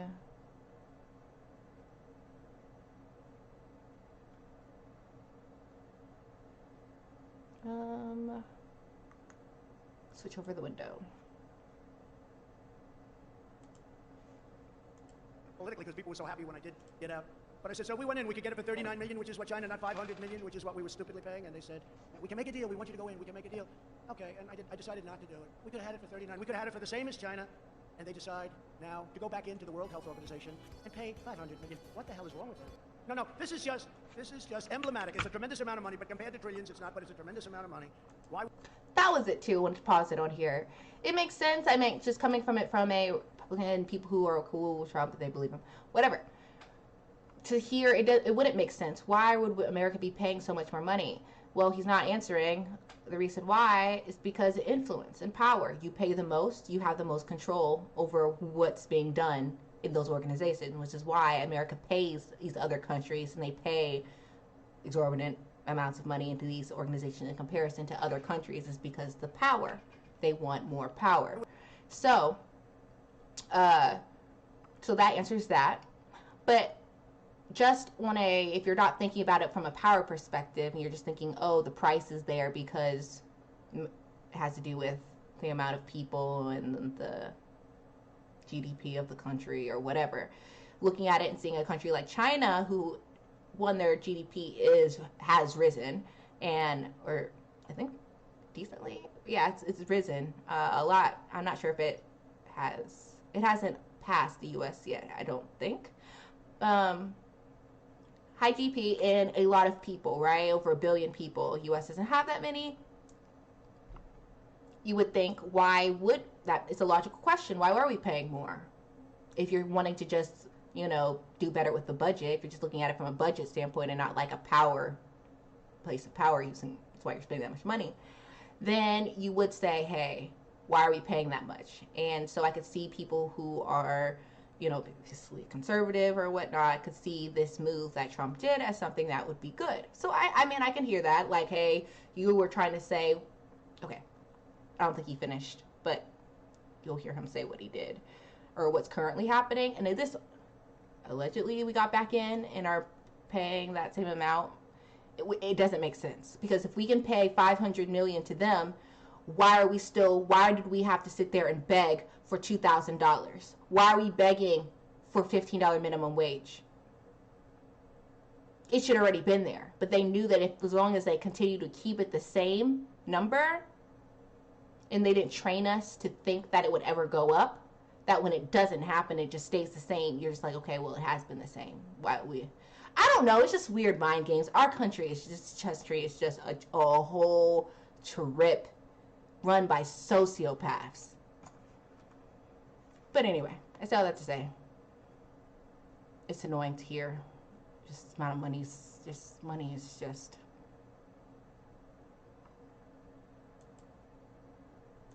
Would China pay 39 million and we're paying almost 500 million? Why?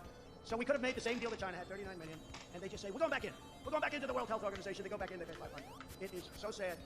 Just like Iran and the World Health Organization, Joe Biden put the United States back into the very unfair and very costly Paris Climate Accord without negotiating a better deal. They wanted us so badly back in. I'll tell you, they wanted us. I was getting called from all of the countries. You must come back into the Paris Accord. I said, tell me why. Give me one good reason. First of all, China doesn't kick in for 10 years. Russia goes by an old standard, which was not a clean standard, and other countries. But we get hit right from the beginning, where it cost us hundreds of thousands and millions of jobs. It was a disaster. But they go back in. I could have made an unbelievable deal and gone back in, but I didn't want to do that. Surrendering millions of jobs and trillions of dollars to all of these other countries, almost all of them, that were in the deal. So they have favorable treatment. We don't have favorable treatment. And I got the deal, but decided not to do it. They wanted us so badly. You could have negotiated. If you wanted to go back in, which frankly, we have the cleanest air, the cleanest water, and everything else that we've ever had, so I don't know why we have to. Not true.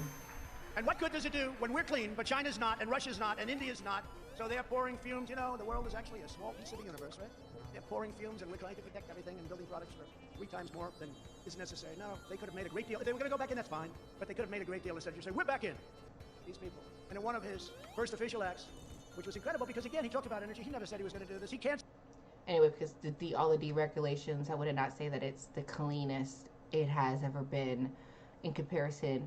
If he's talking more so in comparison to other countries and how they deal with the pollutions. And so, I meant, if they're not, see how he's kind of using that truth, and I can see how people on the side hearing this would say, hey, well, if what he is saying to be true, in other countries, they're in this, we pay more, these other countries have, huge numbers of people, and yet they are not like they're not being forced to make changes the way that the US has or up to that standard. I mean, that you would then question, okay, well, what's the point? My thing is, I don't know. I'm not sure exactly, you know,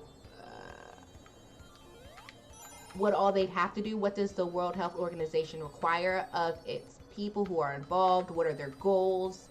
So, I mean, you're saying all this, but I don't know what they are. Like, I just don't know. And, you know, he's not kind of telling us. He's assuming that we already know. In which, again, most people do not. But which is why they can use that knowledge that most people don't know. So when they do finally hear about it, and all they heard it from was Trump, and it's someone who they believe to be a credible source, they'll just believe what he's had to say on it, or not really kind of jump too deep into it. But at least that's what I'm going to say. Like, I don't know. But it does seem kind of, he raises an interesting point, or he knows that people will be like, well, why are we, if they're not, we paying more? And what is it requiring of other countries to do? What is it still requiring us to do? Right? Do we get, what other benefits do we get from being in the organization? Is it that we fund the organization in and of itself so that it continues to go on? Like, anyway, these are just questions that are come to my head when I think about these, when I hear it. XL pipeline, destroying not the 8,000 or the 9,000 or the 11,000 jobs that you hear, but 42,000 great-paying jobs on just about day one, right? We never talked about that during a debate, because he wouldn't have gotten away with it. Well, he would have, because they cheated so much of probably. Everything isn't about jobs. No, but that was not a topic of conversation, but it's remember? the type of job. During the primary. And then also what that job is doing to the environment. You see what happens, and we cannot let this stuff continue to go on. One of my proudest accomplishments as president was to make America energy independent. The United States became the #1 energy superpower on earth. #1. Became #1. Bigger than Saudi Arabia, bigger than Russia by a lot. We left them all in the dust. They were all in the dust. But if the Democrats have their way, we are heading from energy dominance to energy disaster. That's what's happening. You have to see what's going on. Everything's being closed up. It's a disaster. The blackouts we saw in California last summer and all the time, and the windmill calamity that we're witnessing in Texas. Great state of Texas. We love Texas. But it's so sad when you look at it. That'll just be the start. How bad is wind power? So I talk about it all the time at CPAC, right? We went to CPAC, remember last, I said, we're going to watch the president. Oh, Alice, the wind isn't blowing. I don't believe we'll have any electricity. Remember, we would kid, but I wasn't actually kidding. It's such an expensive form of energy. It's so bad for the environment. It kills the birds. It destroys the landscapes. And remember, these are structural columns with he doesn't like the look of them. They wear out all over the country. You see them. Nobody thinks it brings down property value. Now, this is environmentally good for our country, and it costs and so he has been on a warpath against wind energy. And solar, I love solar, but it doesn't have the capacity to do what we have to do to make America great again. Sorry, it just doesn't have it. Under the radical Democrat policies, the price of gasoline has already surged 30% since the election, and will go to $5, $6, $7, and even higher. So enjoy that when you go to the pump. That'll be about $200 to fill up your van. You go to the, remember they used to go to the little small vans? They got away from the big ones that everybody wanted. They went to the small ones. Well, you know what? Probably a good investment, as long as these guys have their say, because, you know, it's a shame what's happening. Energy prices are going to go through the roof, and that includes your electric bills. That includes any bill having to do with energy, our biggest bill. We will now be relying on Russia and the Middle East for oil. And they talk about Russia, Russia, Russia. What's better than what this guy's done for Russia? I had oil where they were actually paying you to take it, okay? You know, that was a little, remember they were going to give you 37 a barrel, but you had to take it away. It's free oil almost for a period of time, and one way I was proud of it, but we also had to save the energy industry. It worked out well. And I dealt with Russia and Saudi Arabia, and they cut back on production, and we got it back up. But now it's going the opposite, because now they're taking this incredible energy independence away from the people of our country, and you're going to see costs go like you have never seen go before. It's a very sad and very stupid thing that they're doing. The Biden policies are a massive win for other oil-producing countries, and a massive loss for the United States and our great citizens. Joe Biden and the Democrats are even pushing policies that would destroy women's sports. A lot of new records are being broken in women's sports. Hate to say that, ladies, but a lot of new records, they're being shattered. You know, for years, the weightlifting, every ounce is like a big deal for many years. All of a sudden, somebody comes along and beats it by 100 pounds. Boom, boom. Now, young girls and women are incensed that they are now being forced to compete against those who are biological males. It's not good for women. It's not good for women's sports, which worked so long and so hard to get to where they are. The records that stood for years, even decades, are now being smashed with ease. Smashed. If this is not changed, women's sports, as we know it, will die. They'll end. It'll end. Oh, this is such a disturbing topic. What coach has it's so extra. A young woman to compete as this is the prevailing issue. Was born a man. Not too many of those coaches around, right? If they are around, they won't be around long because they're gonna have a big problem when. Because they don't care about women in general they're only there to win. The record is 0-16, but we're getting better. No, I think it's crazy. I think it's just crazy what's happening. We must protect the integrity of women's sports. So important. After all. So they're only going to go... Like, it's just ridiculous to me. I need proof if this is even... Because going after marginalized groups for no reason, like without it being prevalent enough for it to really be, it just is just picking on people. And I don't have time. As you can see, the early weeks of the Biden administration are nothing less than... They've been a catastrophe for American workers and for American families. The task, outrage. our mission, and for us, it's our movement. As I said, a movement like has never been seen, I think we could probably say, never been seen anywhere in the world. I mean, nobody's ever seen a movement like this. I'd grow up and I'd watch somebody who came in second in New Hampshire, or first in Iowa, and that was the end, and they became famous for the rest of their lives. We won the election twice, and we were a big star. The task for our movement and our party is to stand up to this destructive agenda with confidence and with resolve. The future of the Republican Party is as a party that defends the social, economic, and cultural interests and values of working American families of every race, color, and creed. That's why the party is growing so rapidly, and it's becoming a different party. And it's becoming a party of love. You have to see outside the streets. I mean, there's such love. The flair. Amazing.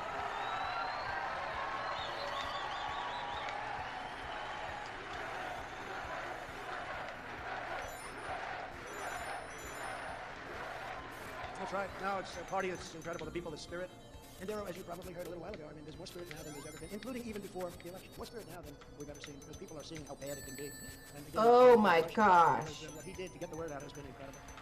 Some people are irreplaceable, as Sean Hannity would say, and he said Rush is irreplaceable. But his spirit lives on, and that's something that we need and we love. Republicans believe that the needs of every citizen must come first. In fact, America must come first. We don't put it first if they don't put it first. Over the past 4 years, my administration delivered for Americans of all backgrounds like never before. Like never before. We built the strongest economy in the history of the world, raised wages, and achieved the lowest African American, Hispanic American, and Asian American unemployment rates ever recorded. Without a living wage. It was so great for everybody, of all backgrounds, that even after just the having a job China does virus, not mean a good we thing. are leading the world. Nobody's even close. I'm We're not leading it in the comeback. Our going to economic clap comeback has over been a job incredible. That's because I'm not hearing about how much was the median average pay on those we jobs. came roaring back, and now our stock market and your 401ks are again at record levels, higher than ever before. They're not being mentioned. Many people have asked, what is Trumpism? A new term being used more and more. I'm hearing that term more and more. I didn't come up with it. But what it means is great deals, great trade deals, great ones. Not deals where we give away everything, or jobs, money. Is that like what the Trumpism USMCA means? replacement of the horrible NAFTA. NAFTA was one of the worst deals ever made, probably the worst trade deal ever made. And we ended it. You know, a lot of people forget. We ended it. Now we have the USMCA, Mexico, Canada. It's incredible what it's done for our farmers who are doing fantastically. Did you see grain prices and grain sales are at an all-time high? Wheat, all-time high. So many elements of farms and farmers, and they love me. And remember, it's going to be very close in Iowa. Well, it wasn't close. We won in a landslide, Iowa. Because our farmers know, and they put up with it, and we did a lot of work with the tariffs and all these things that we had to do to get it, and now the farmers are doing great. Or his thought process. It means low taxes and eliminating job-killing regulations, Trumpism. It means strong borders, but people coming into our country based on a system of merit, so they come in and they can help us, as opposed to coming here and not being good folks, including criminals, which there are many. It means no riots in the streets. It means law enforcement. It means very strong protection for the Second Amendment and the right to keep and bear arms. It means support for the forgotten men and women who have been taken advantage of for so many years, and they were doing great. They were doing great before that horrible thing came in and hit us. And now they're starting to do really well again. You know, if you think about it, we built the economy twice. We built it, and like every other country in the world, it went down, and then we built it again. Now it's higher in many ways. Certainly the stock market is higher in many ways. Before, that's because of the foundation. And no country comes even close to competing with our comeback. And it means a strong military, and taking care of our vets, but a strong military, which we have totally rebuilt. We have rebuilt it. And our military has never been stronger than it is today. It was tired, it was depleted, it was obsolete, and now we have the best brand new equipment ever made, and it was all produced right here in the USA. Isn't that right? Tequila J.O. And we take care of our vets. You know, we had a poll recently, just before leaving office. The vets had a 91% approval rating for the way we took care of them. That's the highest number in the history of the polls. The vet polls. On top of all of that, we have even created the Space Force, the first new branch of the United States military in nearly 75 years. The mission of the Democrat Party is to promote socialism. They want to promote socialism, ultimately leading, unfortunately, to communism. And that will happen. If you look at Venezuela, you look at some of these countries, that's why some of our biggest supporters are from South America, Latin America, because they've seen what goes on with all of this cancel culture, and you can't speak, and let's cut them off, and let's not give them words. The mission of our movement and of the Republican Party must be to create a future of good jobs, strong families, safe communities, Chiquita, what are you doing? And a great nation for all Americans, and that's what we're creating. Their party is based upon unvarnished disdain for America, its past, and its people. You see that happening. It's horrible, the way they treat the legacy of our country. culture of our country. Our party is based on love for America and the belief that this is an exceptional nation blessed by God. Nope. Nope. We take great Oh, pride I in our from the country. pit. We teach the truth about history. No, we you celebrate don't our teach rich the truth heritage about and history. national traditions. We And honor George Washington, Abraham Lincoln, Thomas Jefferson, and all national Things heroes. on there. And of course, we have a respect abysmal our history. great American flag. Abysmal. Of enslavement, genocide, horrid racism. Thank you very much. Thank you very much. Jim Crow. We literally imprisoned the most people, non-violent people. Thank you. Trail of Tears. Thank you very Again, much. we have lived on poverty wages for hearing so with really- long, we're getting word even of with that, the amount hearing of money that that during we, some of the rallies, as the working class, have produced to split America and make it to and be nobody's ever had anything like we had. the We started most hearing, "We love richest you." nation. I got somebody, because we really like Ronald Reagan. He was a good president. We had others. No, But I said, did Ronald anybody was ever not say a good that to Ronald Reagan president. or to any of our, and to the best of Either. all of these political professionals' knowledge and pollsters, nobody's ever heard that shit before, man. So it's an honor. Believe me, it's an honor. It's a great honor. It's a great honor.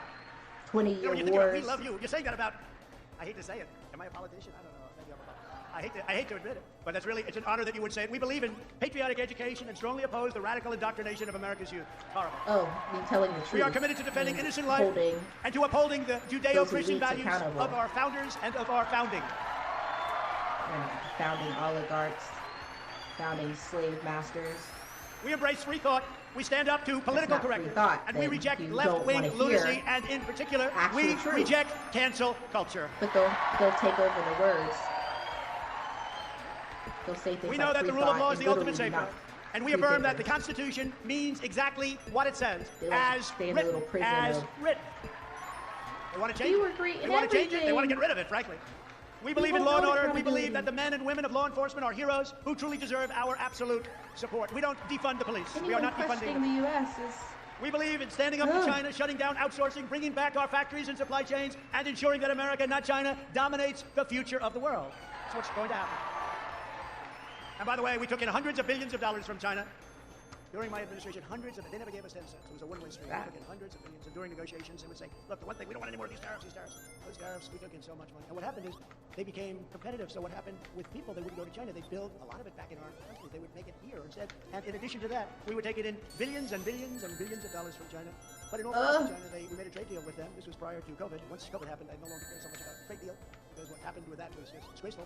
But that's one of the things. That's one of the reasons that right now our farmers are doing so good. I used to tell China, look, go and get a lot of wheat, get a lot of different things, all of the things we just talked about. You better go out and do it, because this country has not been treated fairly by you for many, many years. Many, many years. We used to lose $504 billion trade deficit with China. $504 million a lot, right? You know that through the World Health Organization. Now take $504 million, make it $504 billion.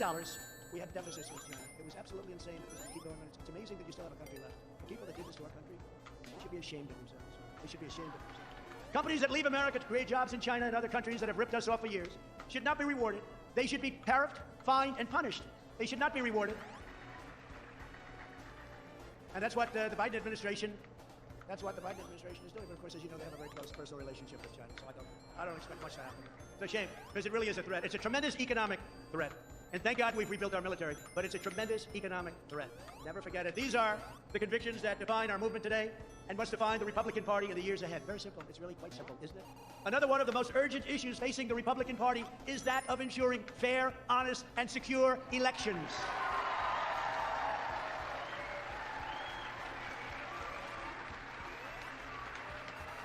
Such a disgrace, such a disgrace. Such a disgrace. We must pass comprehensive election reforms, and we must do it now. The Democrats use the China virus as an excuse to change all of the election rules without the approval of their state legislatures, making it therefore illegal. It had a massive impact on the election. Again, you have to go through the legislatures to get these approvals. This alone would have easily changed the outcome of the election at levels that you wouldn't have even believed. Even with COVID, even with all of the things, the numbers are staggering. We can never let this or other abuses of the 2020 election be repeated or happen again. We can never let that happen again. You see what's going on. It makes no sense. It'd be different if it was like so many people like, we need oh, election they integrity technically and broke election this. reform immediately. Republicans It's just- should be the party of honest elections that can give everyone confidence in the future The of our federal country. Without government honest made it elections, so who has that confidence? people could- Who has confidence? He This issue is again being was in studied and charge examined. of, right? But the Made reality it is you so cannot that have a situation where people ballots are could indiscriminately vote, pouring in from all over the like country. mail in their Tens of votes. millions of ballots. Where are they coming from? They're coming all over the place. Oh, the where state illegal legislature aliens and didn't say dead it was people are okay. voting, Because you and many think other the horrible things people are would have happening. said we don't There are want two to have rumors to access to mention, vote. people know, and if We it's don't big want to state, send in then our votes. the level of We'd dishonesty rather go is in and risk believed. catching, A very sick and spreading corrupt electoral COVID. process that must be fixed immediately. Trump This would be a election was whole rigged, mess. and the Supreme Court and other courts didn't want to Oh, do wait. anything about it. Okay, so we made it mostly through. Let me switch over here. So we did make it mostly through the speech. I'm kind of getting tired of hearing it, and I know it's almost over. However, I think I may finish the rest of tomorrow. So it stopped at like an hour in. So I guess right now I want to watch some YouTube videos. So I'm gonna get that prepared over here. Turn off that sound.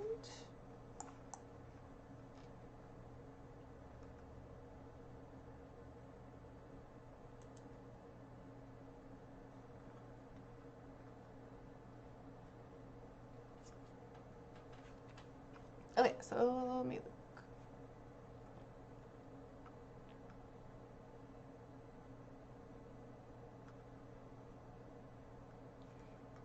Just turn to some news. I'm just kind of looking through. I wanted to watch some, what's that called? Rising. I do like Rising. They're with The Hill. And I like Crystal and Sagar's take on a lot of things. So let's just look through and see what they had to say today, particularly when it comes to CPAC speech.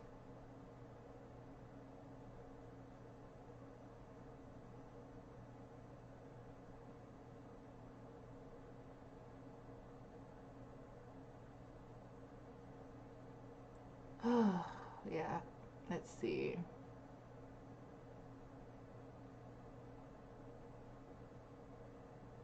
How Biden lost the left in a single day. There's this one that's called Biden Silence, or only illegal airstrikes. I kind of want to hear what's going on with Cuomo.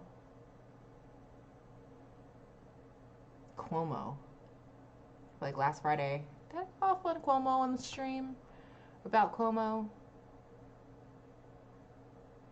I think we talked a little bit on it. Over the weekend, a second former... Despicable. He was a part of also pushing that bill to get it so that they wouldn't, business corporations, you know, those ones that have corporate-owned life insurance on you and willfully were negligent when it came to preventing the spread of COVID via their employees or place of work. Well, they wanted, and how they've made millions upon millions of dollars off of that, right? So they wanted to make sure that they will not be held accountable, you know, while everybody's in the dark about what's really going on during COVID. They had the audacity to try to write in legislation that would not hold them accountable for the COVID deaths and getting their employees or putting them in a space in such conditions that made it not safe, but still told them to go anyway. They didn't want to be held accountable for it. And Cuomo helped push that, those legislations from those nursing homes. Oh, easy pickings, right? They don't value older people in this country, especially corporations. I know oligarchs, it's ironic because a certain amount of them are old, but it's not them, right? They're not the sheep. They're the ones in charge. So how they view other people because they're sociopathic. Well, if they're going to die, they better outdo it, decrease the surplus population. And what best is nursing homes, right? We're going to die anyway, so why not have it rampantly spread? Let's hide the data on it, and then also make sure that we don't get held accountable for any of that. Oh, that's very much, going back, very American. Very American. Hello, Ice Ghost in the chat. So we're just kind of talking about corporate-owned life insurance right now. And I'm about to head over into the Cuomo story, because here we go. Of course someone doing such things would, corruption, the news would boast right into, not humanify, but what's that word? make him more personable, right? Have him on the news talking to his brother, right? Making sure that they show him at all these press conferences, boost him up to be like he's the leader that we needed, right? Cuomo, he's handling things so well, giving this man an Emmy, wrote a whole book. What a socio narcissist.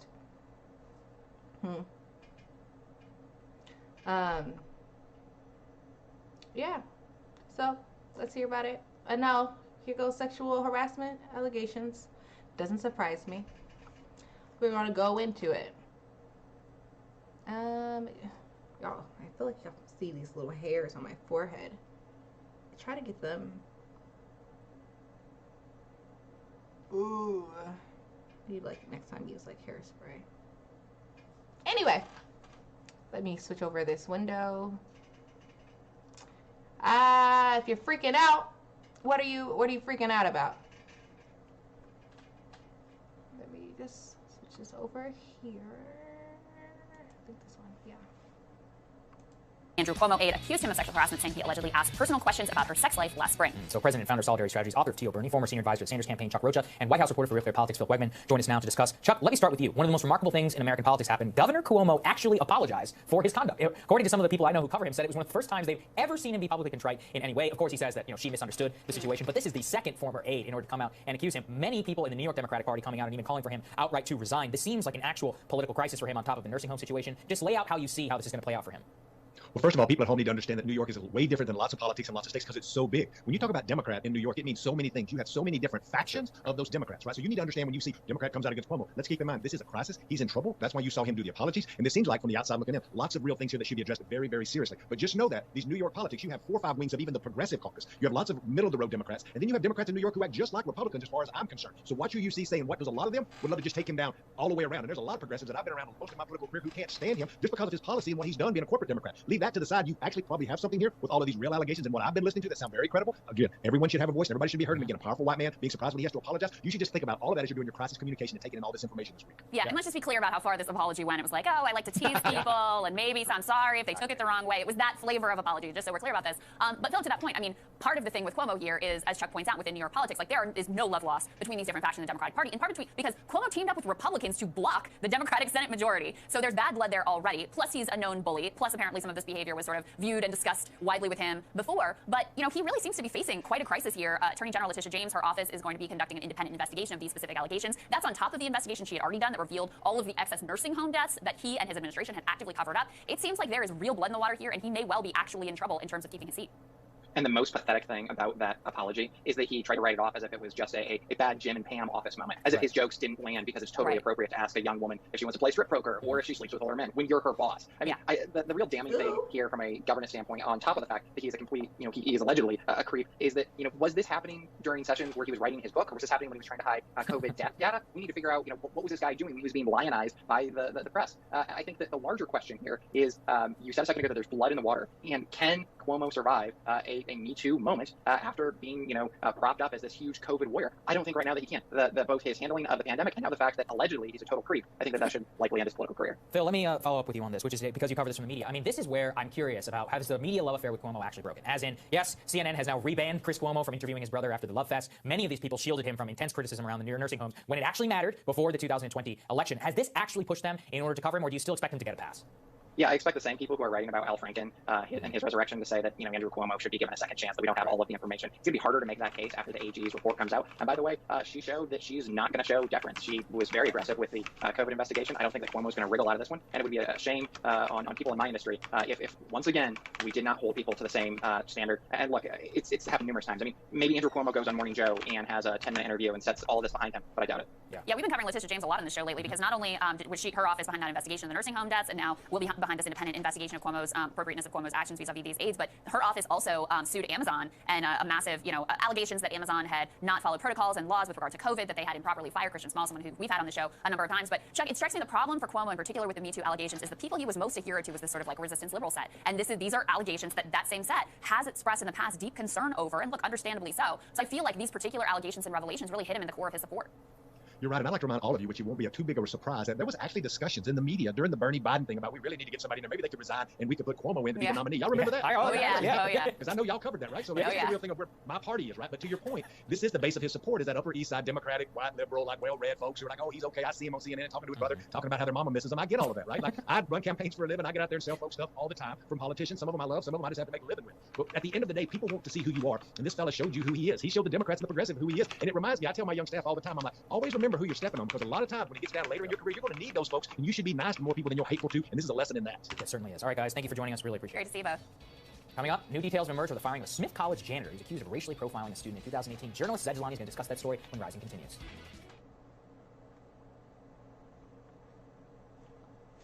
Hold on.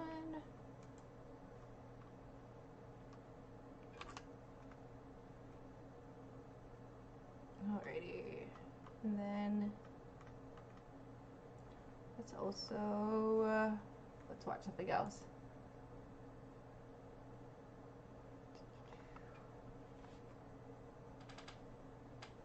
So I'm not sure, like when I give comments like that where it comes to things like side, right?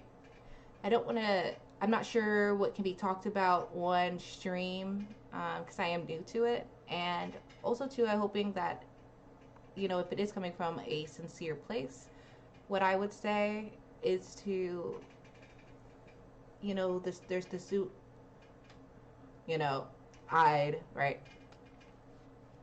Like prevention hotlines that, you know, are there. I know that as a resource to help, and you just have to look that up online. So, but because of that, like, I'm not comfortable talking on such things. But I do hope all the best. If it was not a trolling. Let me see, what else? Let's go to videos. Let me see. I mean, okay. I learned something that doesn't really interest me, I mean, much. Hopefully, justice occurs. Rights are, you know, rights are righted. Wrongs are righted. When it comes to the Como situation, when it comes to the harassment, at least I'm glad to, like, at least no, like, assaults hasn't come out. That's what I was kind of listening for, but it seems like, you know, the women are more talking about harassment, which is also important, and women shouldn't have to deal with being harassed in the workplace just because the person feels like they have the power to do so. So,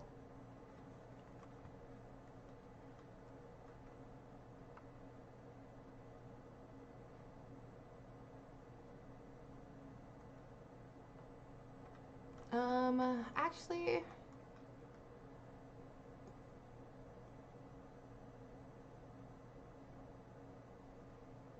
let's hear this. And then... All right, Crystal, what's on your radar? Well, for the onset of the Biden administration, Soccer and I have done our best to try. So I have, if you all are new or to the stream, I have it where the rate of speed in which they're talking is at 1.75 faster. So I had that for Trump's speech, but I'm not sure now if I'm wanting to take it off. But if you all are having a problem understanding what they're saying, let me know. I feel like, hey, it's a time saver. Say what you need to say in a short amount of time. And so I'm glad that YouTube allows for such a feature to exist. Anyway. Try to evaluate it on its merits, give credit where warranted. Soccer did that last week with regards to semiconductors, and heave scorn when appropriate, as we have repeatedly with regards to the $2,000 checks. I'm sure some of you think we've been too kind, some think that we've been too harsh, but a good portion of the left of center has actually been willing to give Biden a lot of leeway and even accolades. Mehdi Hasan at MSNBC wrote that Biden had been better than he had expected, writing, "Forget 100 days. Biden's first 10 days looks more like the fulfillment of a progressive wish list than a great centrist betrayal. Neither Bill Clinton nor Obama began their presidencies with such energy or ambition." Justice Dem spokesperson Waleed Shahid is quoted in that same piece proclaiming, "Progressives are beginning to be heard." Congresswoman Ilhan Omar tweeted, "In just the first week, the Biden administration has acted on many of progressives' top asks." I forgot you always sell out saying it. Okay, that makes sense. Because student debt cancellation, that had been cut down to 10,000 and cut down to only people who went to public schools and only parents who've made 125,000 or less. Not really trying to help the actual majority of people. Just plausible deniability to say that he cares for something. excuse me, they just made this BS excuse over the $15 minimum wage and why they can't make it happen. I'm pretty sure. I mean, I'll look it up today and see if there's what has been different on it, but as of yet, they're not really their plan when it comes to the $15 minimum wage, which is showing me that they really don't care, and it was all a ruse to get people's votes. Then we go on to the $2,000, which turned to $1,400, and we still yet to get it. Immediate $2,000 checks went to, we'll think about it, $1,400, because we're going to count what happened in the Biden administration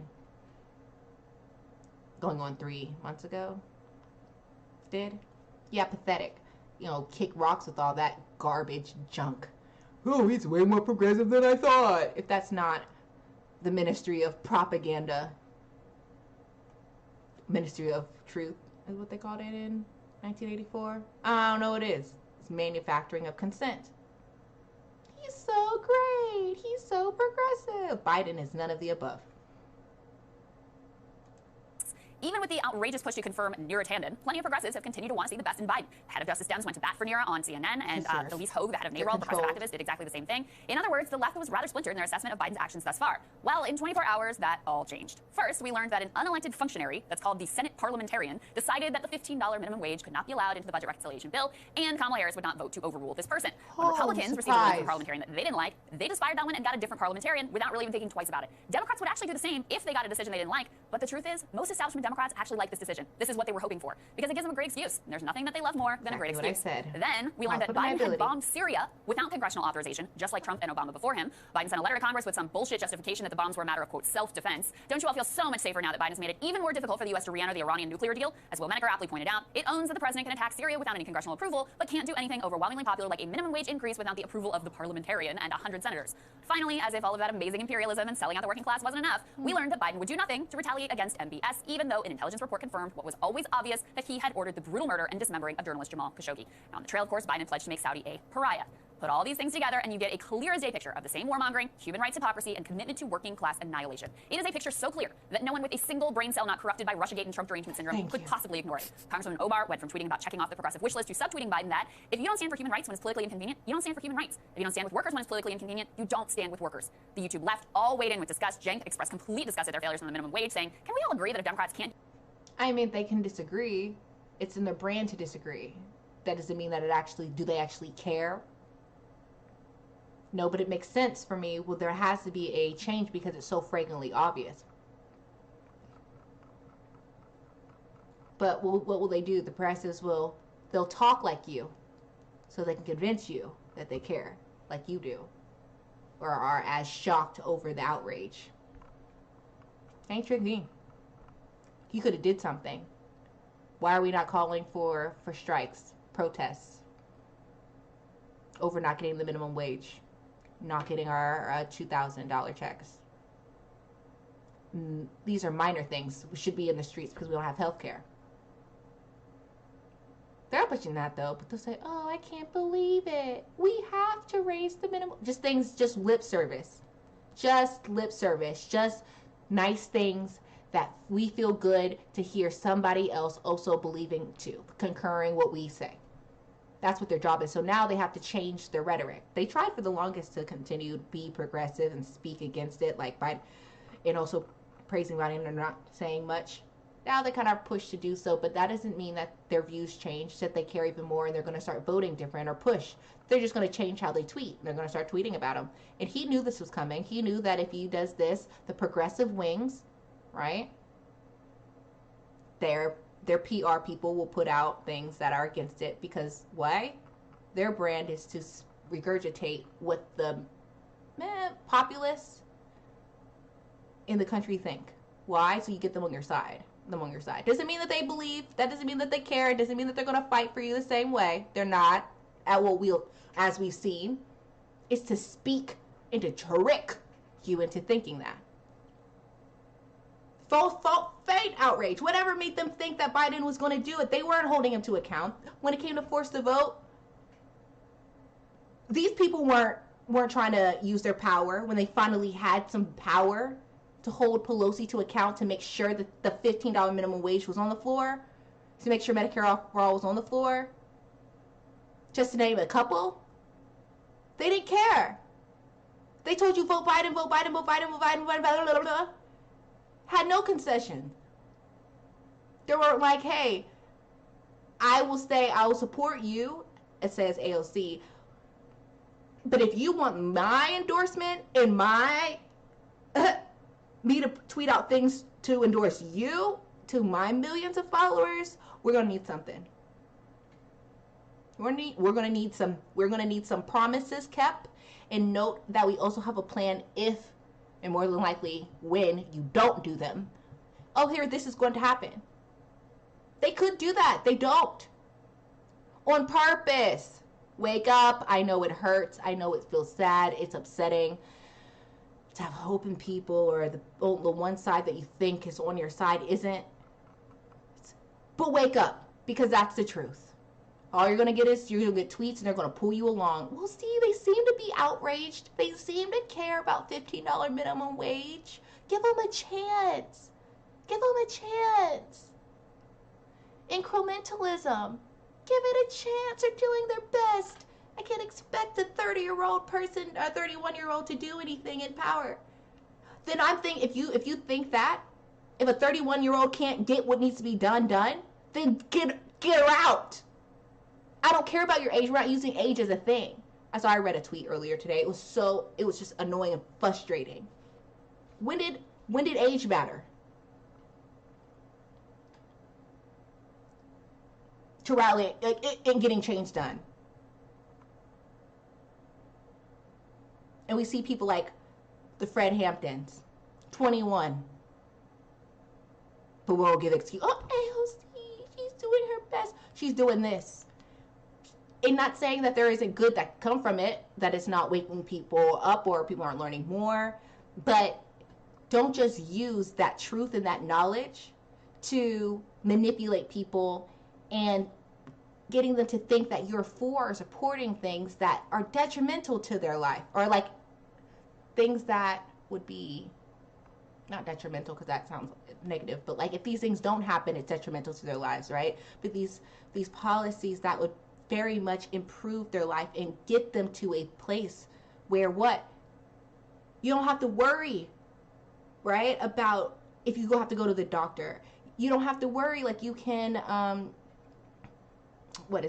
buy a house. You don't have to worry about student loan debt crippling you, right? Things that other Americans, quote unquote older Americans, didn't have to worry about, right?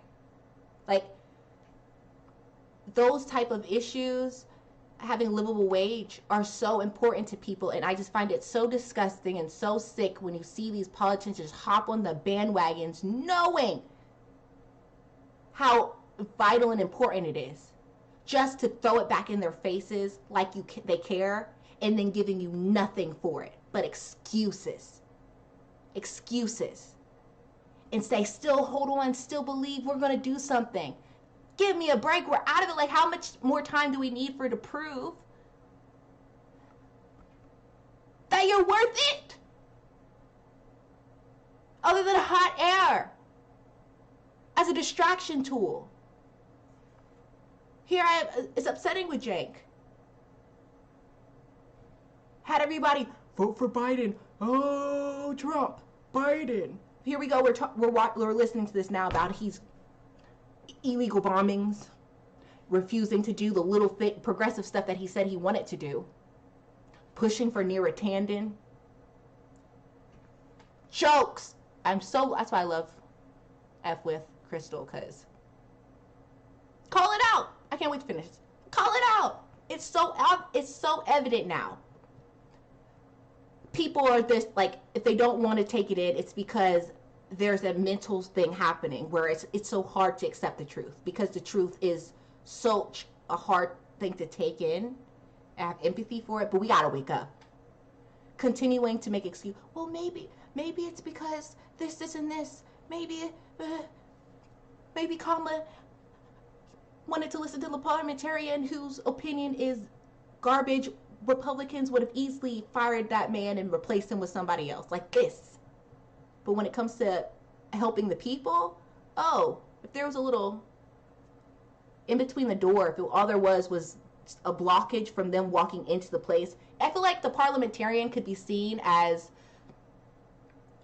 a tape on a door to get in to vote. And literally just one strip, thin little strip of tape is stopping them. And then they expect us to believe that, hey, I'm sorry, there was a blockage to the door, we couldn't get in, I'm sorry.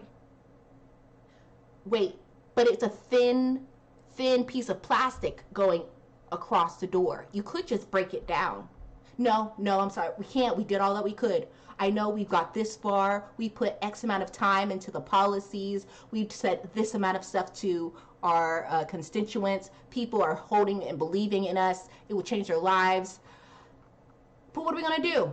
There's this thin little piece of plastic, little piece of paper holding it. Literally all you have to do is this and get it done. But they expect us to believe this little, barely anything, it won't even hold, it won't block anything. You could literally just move out the way. But they're going to use that as an excuse. Why? It's because it would better the working people. They don't work for us. They barely want to do anything.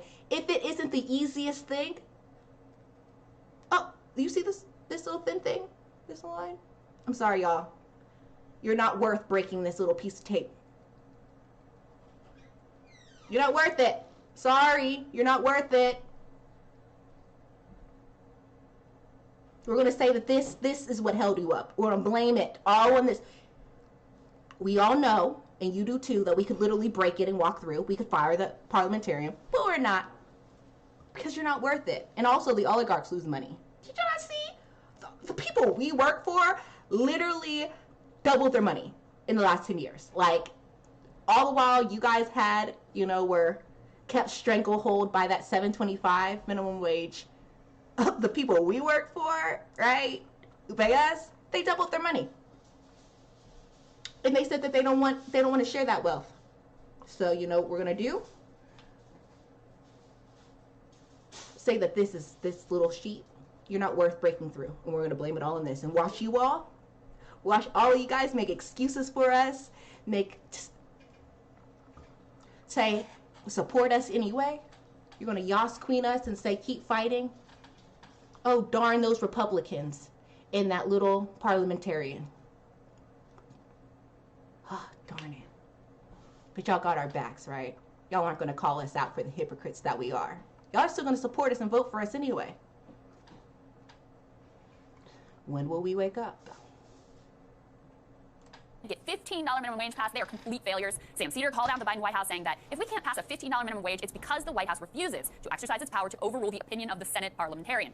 Mainstream liberal journalists, people like Nick Kristof, were outraged as well. He penned a blistering column headlined, "President Biden lets a Saudi murderer walk." Jake Tapper weighed in to blast the hypocrisy of those who would have been outraged about similar inaction against MBS and a Trump admin, tweeting, "Yes, hi, I see all you folks willing to look away from the brutal slaughter of a U.S. resident and Washington Post columnist because you like this president." Dana Bash even grilled Biden press secretary Jen Psaki on the same topic. We have made no secret and been clear. We are going to hold them accountable and on the global stage and in with direct actions. Yeah, I hear you, but you say hold them accountable, and it just doesn't look like that when it comes to the notion of justice. And the question is, do you feel like justice has really been done when it comes specifically to the Crown Prince and his role in the brutal murder of a journalist because the journalist was working on stories that were challenging him? Well, this is a horrific crime, and the president has said that himself. I will reiterate that here today. One of the reasons the State Department put in place what we're calling the Khashoggi rule is because we believe that anyone who threatens journalists, who threatens dissidents, should be held to account. Even some establishment Democrats were disturbed by the unauthorized Syrian bombs. Senator Tim Kaine and Congresswoman Jackie Speier joined progressives like Ro Khanna in decrying that unilateral action. And finally, at least one left writer, TNR's Osita Nwanevu, was ready to abandon the Democrats and electoral politics altogether, saying of their failures that maybe it's enough to cost Democrats control of Congress. Yes, Penny Small wrote, like, it's not a rule. They could easily overturn it or change it. But they'll try to trick you into thinking that it was impossible. But then for you to also continue, they want you to continue and say, you all the fighters. Y'all are the best. You're doing what's needed to be done. Like, they still want praise. That's the most disgusting socio-narcissist thing. Disgusting.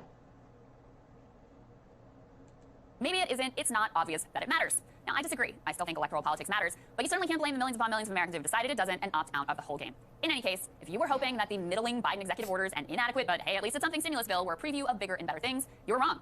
The caveat-laden first month was likely a high point. The excuses and terribleness of the past few days are in fact the long-promised return to normal. At least now, it seems like everyone realizes it. And at Sagar, it really was amazing to watch in 24 hours. The decision at first, we're giving up on the minimum wage. Then, oh, we bombed Syria. And then we find out, even though we said we're going to make Saudi a pariah, we're actually going to keep doing the same thing and look the other way on MBS. This is the first time when everyone on the left is on the same page of being like, come on, what are you doing? This is disgusting. Right, and you know what's crazy too is that you turn on the TV, there was not that much coverage of Syria, almost none. Whenever I saw on Sunday shows, nobody was really even pressed about it. I mean, Jen Psaki herself had tweeted about the legal. She's like, what is legal justification for Syria, Trump Syria in 2017? It's a great question, one that remains to this day. And yeah, look, I want people to understand, and I've talked with some friends on the Republican side on Capitol Hill who are like, you need to tell your audience, your left audience, it's not that they can't do this, they don't want to. On minimum wage. Yeah, he's like, they're like, look, we had all the scenarios gamed out on our side for Obamacare. We literally fired the parliamentarian back in 2001 on the Bush tax cuts. Like, if you want to do it, it can be done. They simply do not want to do it, and they are gaslighting you with fake excuses. And if you don't want to do it, just admit it. Just say, we don't want to have the minimum wage, we'd rather do it later, or something. Make the political case to the people. But we all know, as you saw the chart in my radar, raising the minimum wage would probably be the most popular thing Congress has done in like literally decades. And so they can't stand against it. And so they hide behind their fake excuses. And I just want some sort of honesty in this discussion. And they're just straight up lying. They're lying about this entire thing. Oh, it's utterly pathetic. You're going to be deterred because the Senate parliamentarian said something like, give me a break. It's not sacrosanct. It's already happened. They fired them. Right, and no one even like really objected. It wasn't a big thing. They're just like, okay, well, we're going in a different direction. And by the way, like the idea that the minimum wage doesn't impact the debt or the deficit is silly. I think it's debatable. There was a study, the CBO study said it added to the deficit. Other studies say that it reduces the deficit because fewer people rely on government social safety net programs. But there's no doubt that it has an impact on the budget. And the bottom line is, it's not that, look, first of all, oftentimes they don't go as hard as Republicans. That's certainly a thing with the Democrats. But with something like this, they wanted the excuse. Yeah. Biden's been saying for weeks, I mean, we talked about this on a call with governors. He told them that it likely wouldn't be in the package. Well, so he's been... He kneecapped it 2 weeks ago. He did. He's been expecting this, and he just completely rolled over. And with regards to opposition within the party from Manchin and Sinema, again, you're not even willing to try. You're not even willing to fight to try to put pressure on them to get something that you... I mean, this was a... Let's be clear. This was a central promise that was made in the Biden campaign, and especially to progressives, and especially with... And I said it before, when they made Biden the nominee, they didn't care. They didn't care who won. Biden was not the most popular, right? He's run multiple times before, failed. They did not care. Biden, nothing will fundamentally change. He does not, that's all I can think of is they don't care about 2022, they don't care about 2024. And why? Because what they said, they don't want to help us. Their whole shtick as a Democratic Party is to be morally better, right? Or seen as for the working people. But what they realize, but that's all an act, because again, they're run by the oligarchs who, again, treat us as wage slaves and debt slaves, or have made us that. And so it's easier and better when you have at least there to be a better plausible deniability for why things aren't happening or going well. Because having all Democrats, President, House, Senate, the plausible deniability for what's stopping them isn't there. So they have to come up with all these excuses, which can then blow their cover. So they have to be very strategic in these times, right? They have who have they created? Since the Republicans aren't the issue, of course the oligarchs have it so that they have people in the inside, right? Who will be the stop. Manchin. Hello. And Biden. Oh, they're going to be the holdup. Oh, now we have a parliamentarian. They know that this is very unpopular. People are going to be upset at this. People will not come out to vote. People will vote for the other side. They don't care. It's what they want. It gets them off the hook. We, as American people, get nothing out of it because we're upset and bitter. We're hoping for the next time around. And what we'll find is that it doesn't really come. Like, how much more obvious is that? Tip. Going along with it. They don't care. It's all really been a facade. Like, Congress in of itself, if you look at it, studies, where was it? I did a tweet about it maybe like a month or so ago, where a study came out. I think it was Northwestern. Stanford. I think it was Northwestern University. I digress. I have to look back at it. But essentially it was saying how they saw that the U.S. is actually doesn't move like a democracy. It moves as an oligarchy. Or not oligarchy. It was one of those. And it was saying how because the U.S. when you're looking at what passes in Congress and whom it favors, they're like hands down. Usually what gets passed is what the people, the rich, want, corporations want, and the things that happen to help the people, it's because it, you know, like in the circles, the Venn diagrams, it just so happens that the oligarchs kind of wanted it as well. And the only reason why it gets passed. Democracy means people are in charge. Like, we don't get what we want. We haven't gotten what we want in an actually, decades, if ever, right? They don't work for us. Their brand is to think that they work for us. All the while, we'll do all the policies, go to bomb XYZ, deregulations, tax cuts, tax breaks. To the oligarch, we get dust. We get 725 for 10 straight years. Thank you for the follow. Welcome to the woke millennial community. But yeah, so pequeño español. I'm so bad with my Spanish. I took Japanese. Okay, bye. Bye. Yeah, no. My Spanish, I Japanese in college. I took Spanish in high school. Japanese in college, studied abroad in Japan. So at this point, when I try to think of things in Spanish, it just switches over to Japanese and it gets me confused. So, lo siento. No, that's excuse me. What is it? My ethnicity? Well, I guess race and ethnicity are different. So my race is black. My ethnicity is black, Danish, and Native American. But of course, majority black. So, I'm sorry, I got distracted by the follow. So thank you for that. Where was I? I think I was kind of at the end of that point. That is, system is fraudulent.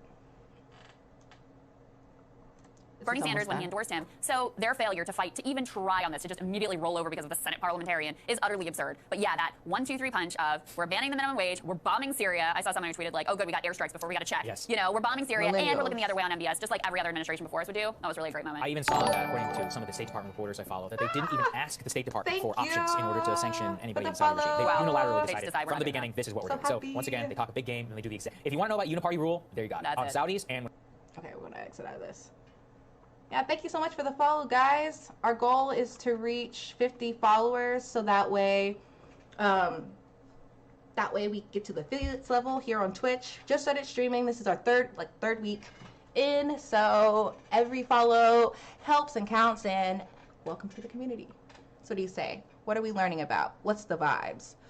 Ooh. So we started off with watching some of the CPAC speech that Trump did, and we went through an hour of that. Still have some more to go, but I couldn't take it anymore. So now we're watching YouTube videos of political commentary of what's going on in the news. So what we just watched was a video about how much, like, literally, I guess it was talking, Crystal was talking about how it's so obvious that the Biden administration does not want to do what they said that they wanted to do. And at this point, it's getting hard for even the progressives in Congress to continue to not say anything or supporting Biden in such a way. Not saying that they're not going, like, they're going to still follow Biden. They're not going to call out, right, all the things that he's done. They're not going to do it like they did with Biden, right? And they'll make excuses for him. Hey, why are you getting your political commentary from YouTube highlights? Do you also get your opinions from Twitter? Is that the vibes? Well, no.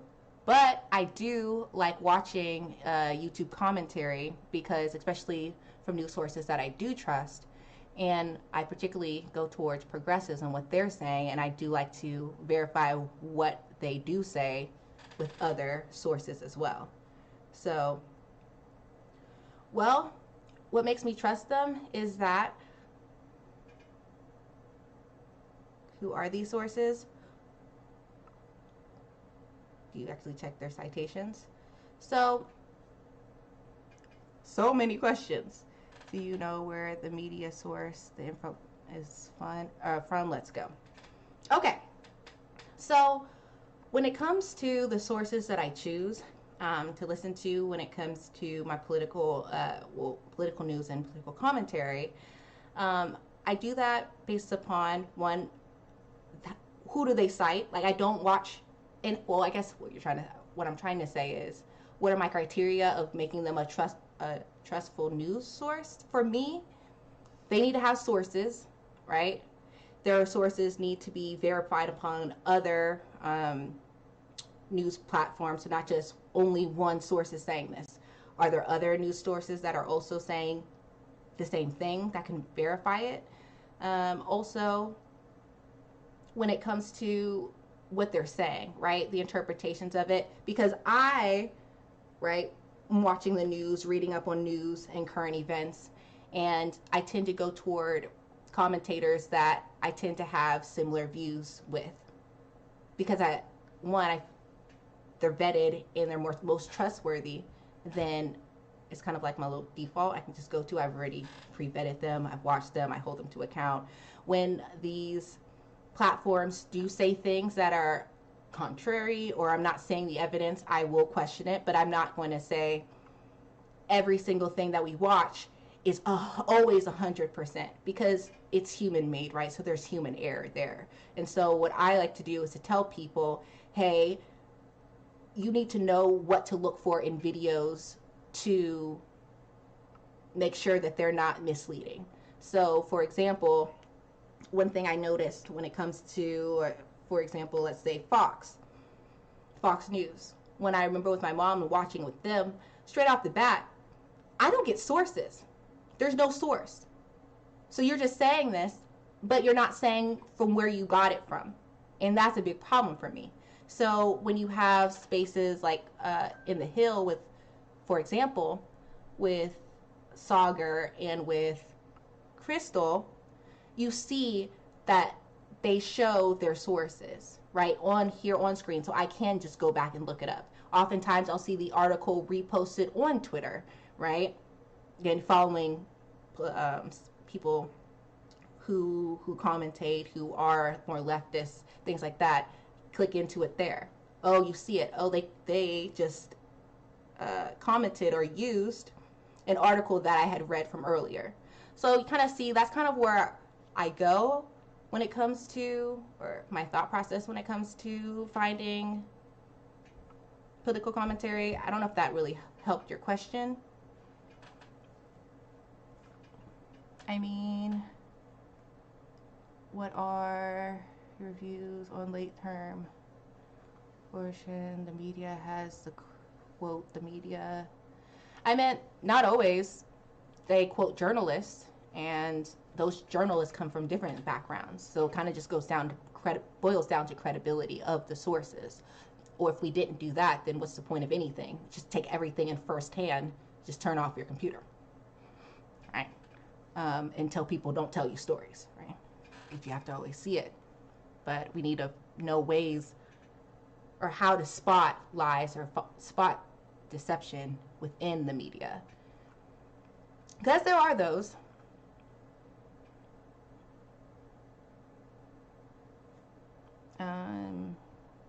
It says the media has the quote, media, you are a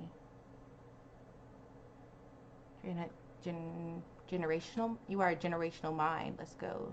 Vetted by. And goes, what's the alternative to Trump and Biden? I'll ask them good questions. To be quite honest, the way the systems are set up, and the people who are currently in power now,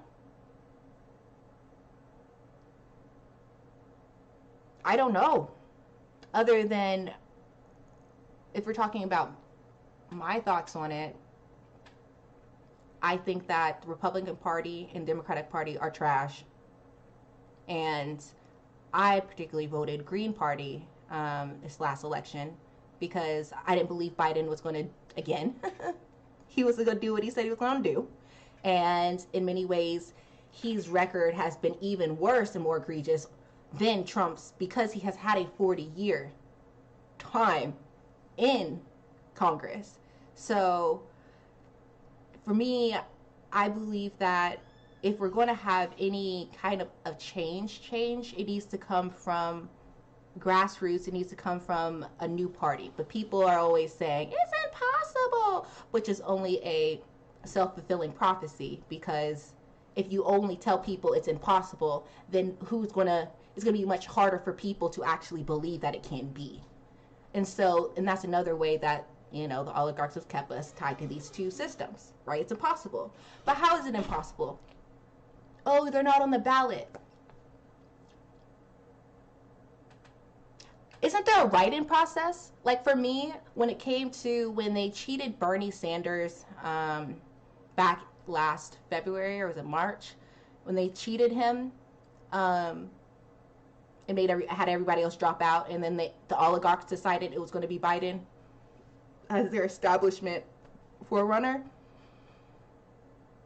I was like, no, there's no way. When I said I was not going to vote for Biden, I was not going to vote for Biden, and they were going to force our hand into doing so.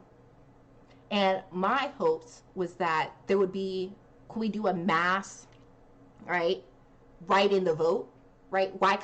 There can be other ways, whether it be a third party, whether it be a mass, not like a protest, not so much protest, but like a mass coming together of, man, my word, y'all, it's getting late. What would you call it? Like,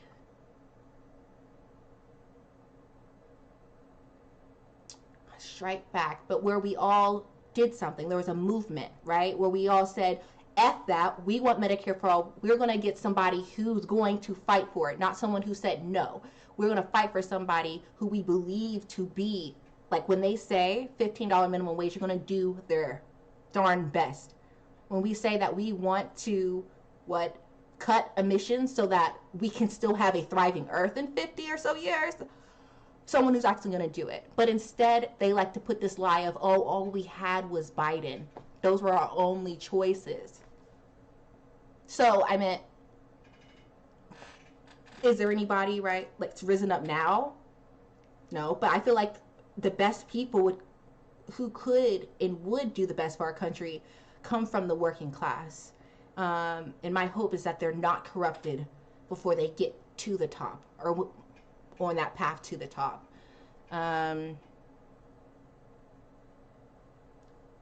Yeah. I mean, we're trying to late-stage abortions. I mean, they happen so rarely, and if the doctor made that decision that it need to be done, it's not like the mom or the doctor are happy about it. But if that was the case, and it's done in the humanest of ways, I will leave that to the doctors. But I don't like to talk about those because they're not relevant. They make up like 1% of overall abortions. So, just going back to what the chat said at the top. So anyway, yeah.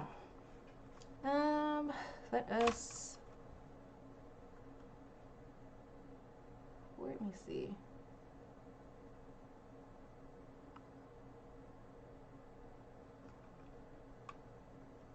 And it's like kind of going back to it. See what I mean? Where it's just taking from their articles. I see a credible news source, the New York Times, can go back to that article. They list the title. They'll list the stats. Kind of going back to the earlier question of how I view XYZ, or how I view the news sources. If I don't ever see a source and you're just talking, like happened at C-SPAN in the chat, like not in the chat, but the C-SPAN with Trump's speech, he's not citing any sources. And also he didn't cite the sources, and also I know him to be a, what do you call those type of liars? Pathological liar.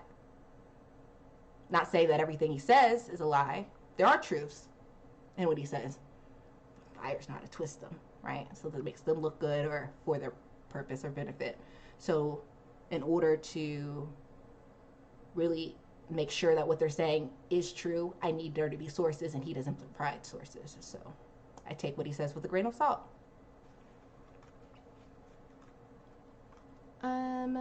Let me see.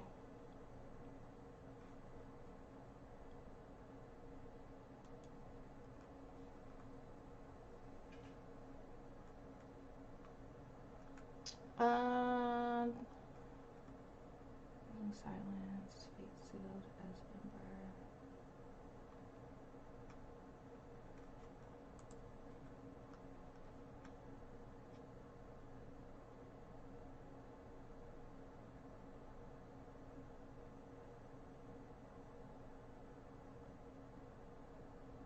Oh, we just watched that one.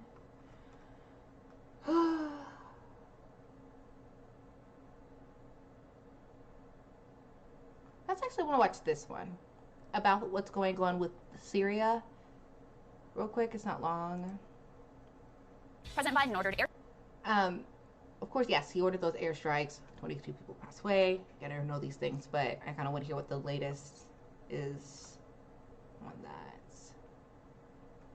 And have not seen many progressives talking about it in Congress.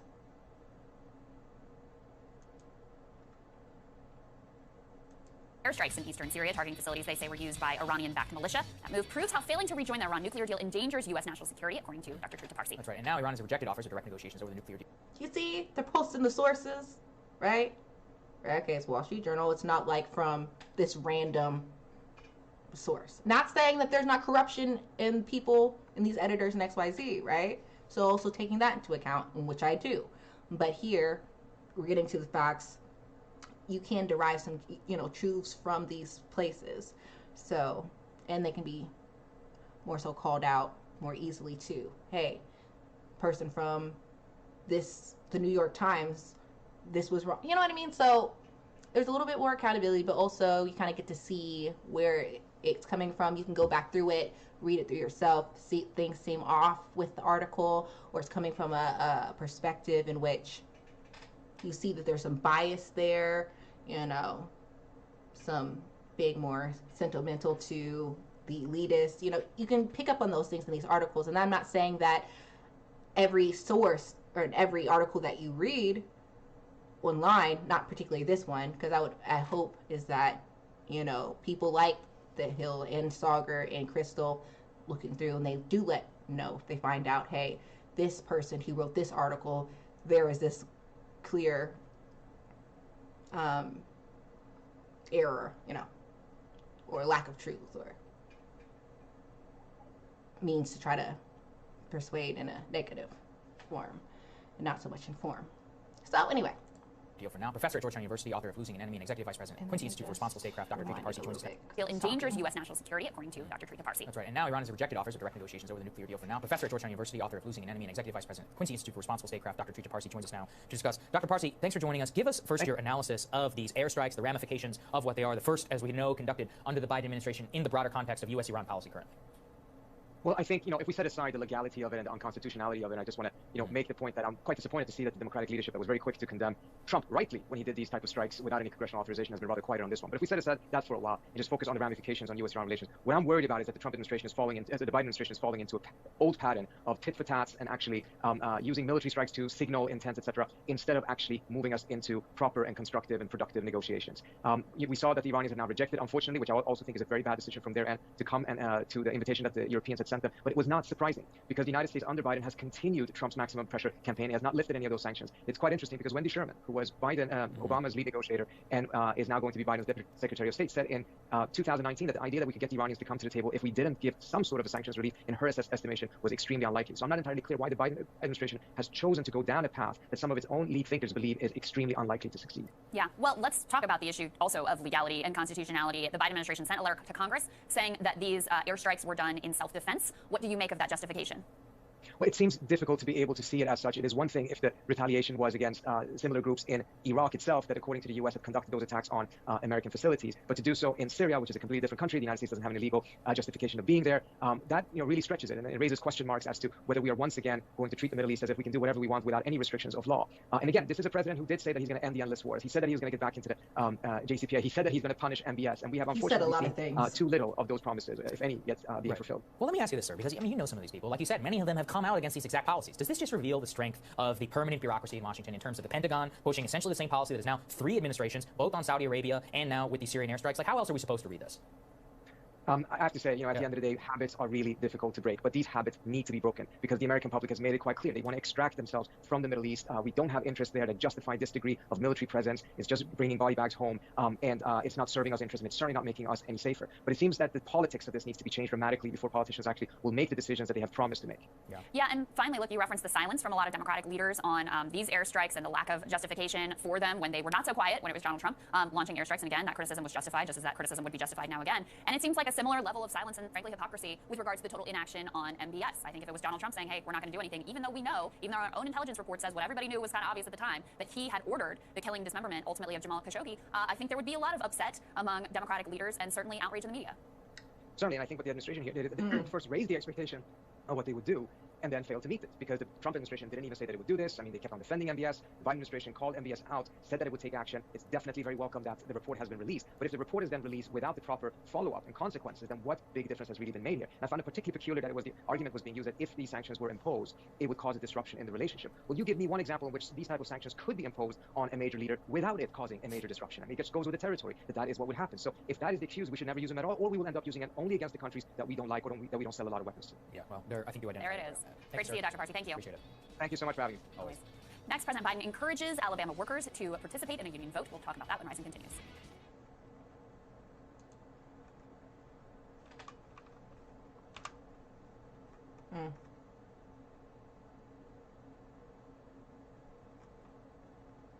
Okay, so it is a little bit later. I wanted to transition. I talked about it at the beginning of the stream, where I wanted to do politics at the beginning and then kind of switch it over to more pop culture towards the end. It is getting a little late, though.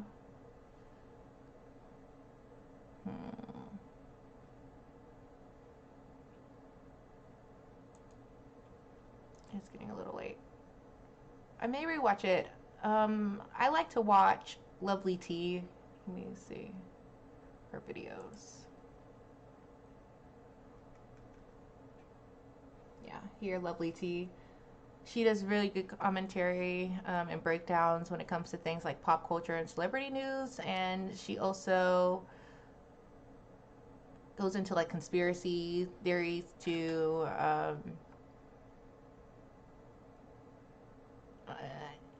it's really interesting. I like it. You know, let's watch a little bit of it. I'm not sure what's going on, you know, today with the celebrities. Again, I watched this more for entertainment value, kind of get I guess a heads up on, you know, what others, people in the country and the culture are talking about and care about, right? Knowing all the while that none of this news is really important. Does it really matter? I mean, sometimes, but does it? It's more for entertainment value and a way for people to be distracted with things that really don't impact their lives. But it's entertainment, so let's see. Let's just watch a little bit of it. I may, you know, have us just watch maybe like 15 minutes or so. That would at least put me on. I've been streaming for about 3 hours now, or almost 3 hours. So let's turn on some Lovely Tea. Okay, and we're not gonna have her beef sped up.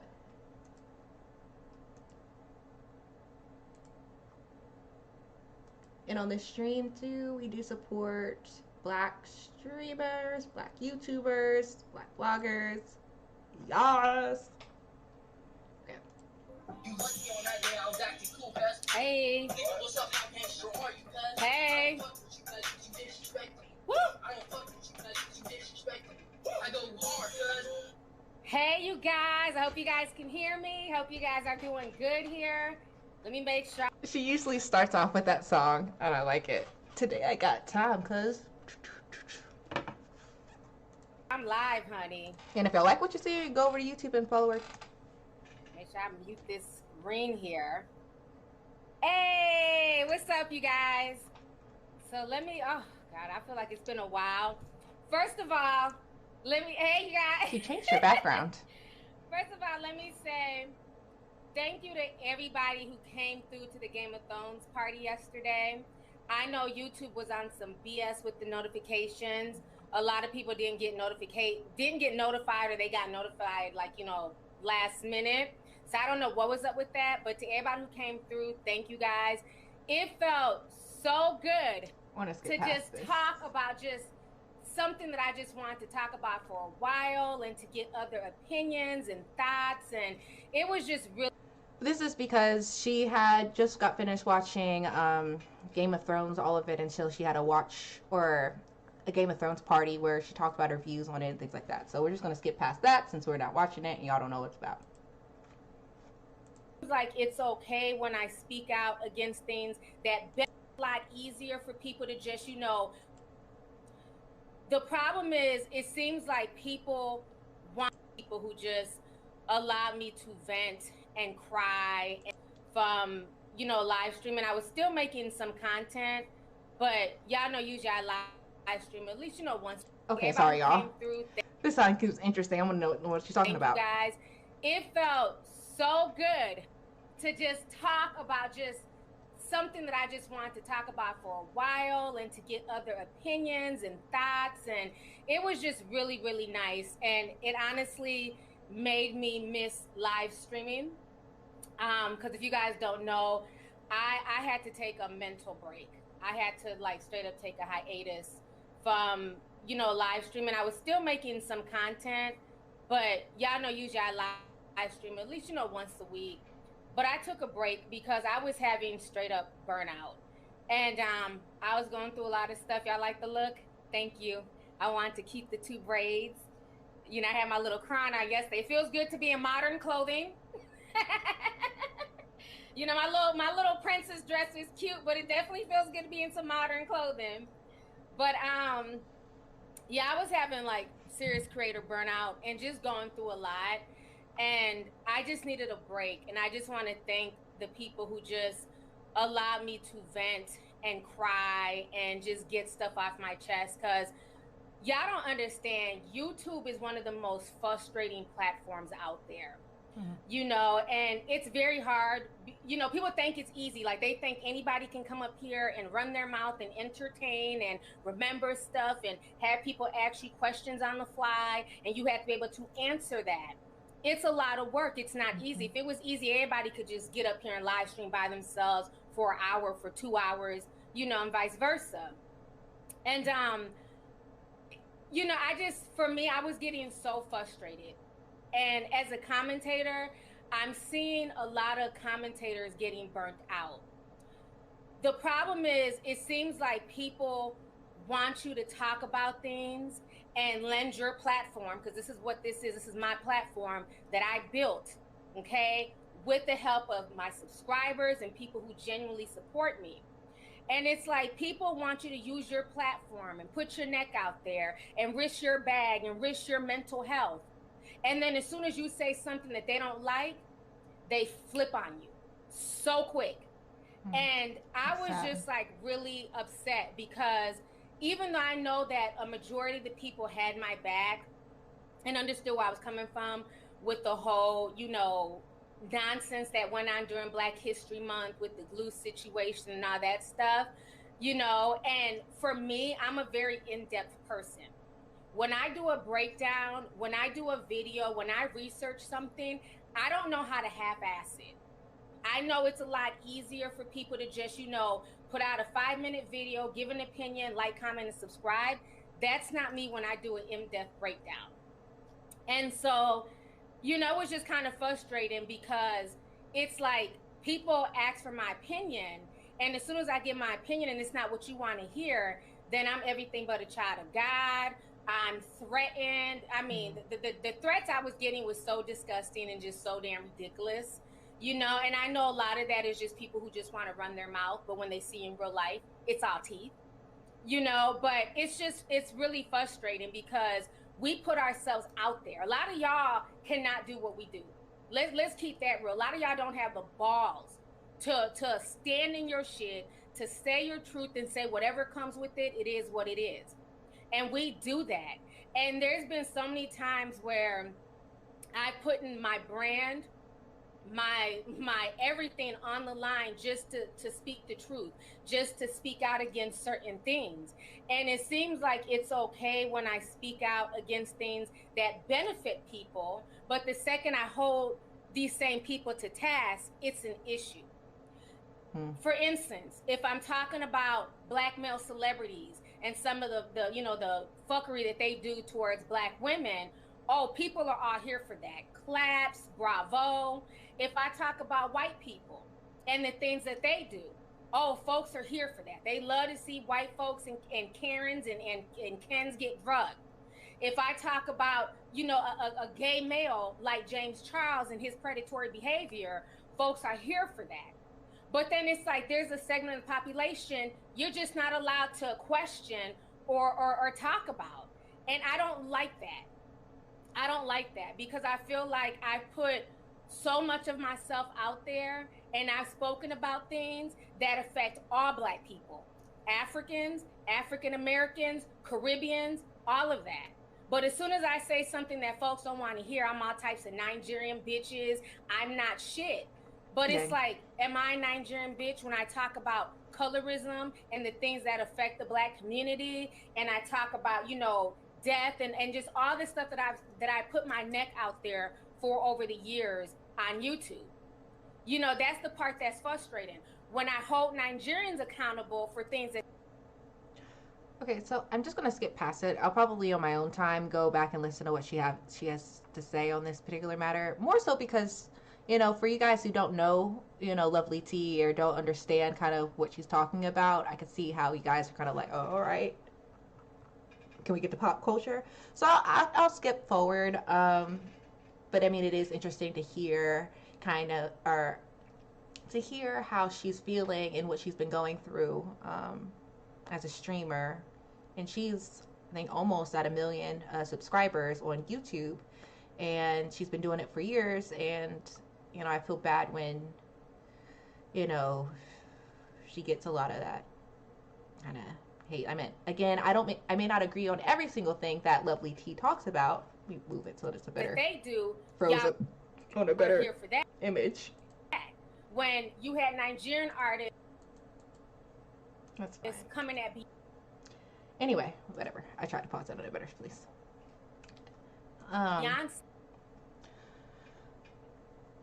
So I may not agree on everything that she or her perspectives or kind of how maybe she views certain things, but you know, I'm the type of person where I don't just throw a person out just because I don't agree with one thing. Now, depending on what that thing is, right?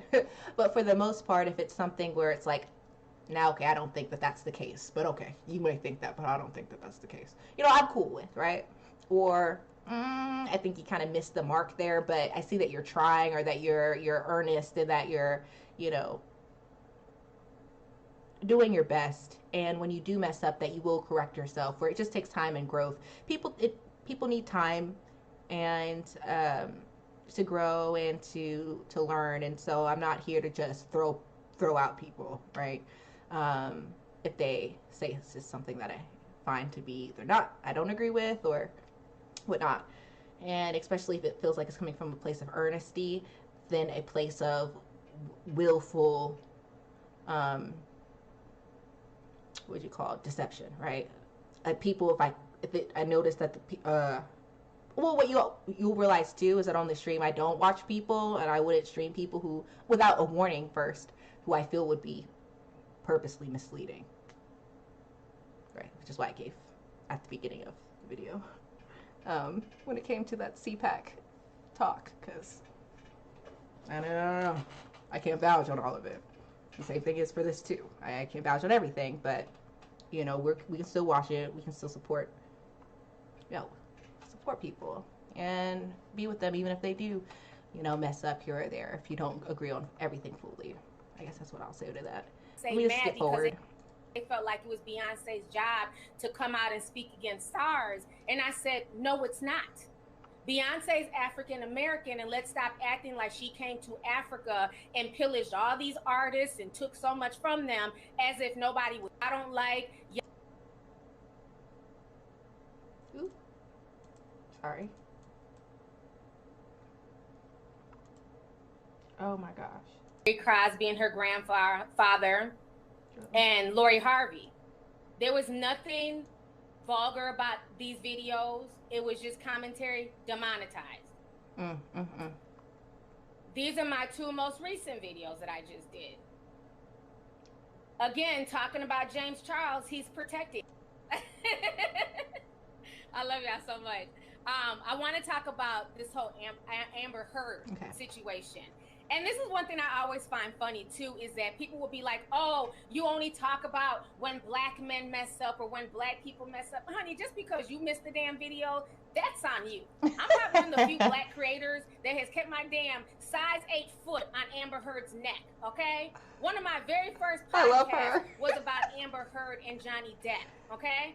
Because unfortunately, you can't talk about certain things on YouTube. So if y'all have not listened to my Johnny Depp Amber Heard breakdown, it's on my podcast from a year ago. So we've been talking about Amber Heard over here. My thing with this situation is it's crazy. She was trending today. And so it was announced that supposedly she's been fired from Aquaman.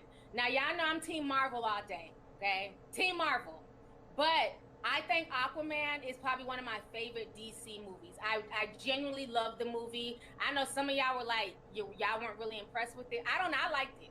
I'm here for it. Even though I can't swim, okay? I was living vicariously through Aquaman, okay? I was here for it. I say all that to say I love Lovely Tea. I do. I still love a tea. There should be a law where if a video is demonetized, then they can't run ads and continue making money off of the creators. That would make sense, but we live in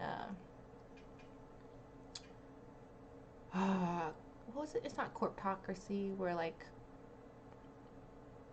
oligarchs run things, where capitalism on their platform, they'll lose all the possible deniability. Right. They don't care. They'll continue to put ads on it and be like, well, if you didn't want us to profit off of it, then don't put it on YouTube. And what are we going to do? So, but yeah, I concur. If they're not making money like that's what drew me here to watch a video. So, it's upsetting. YouTube and their censorship and how they're taking that, using their power, you know, to oppress the smaller YouTubers who don't have, you know, or the individual people on their platforms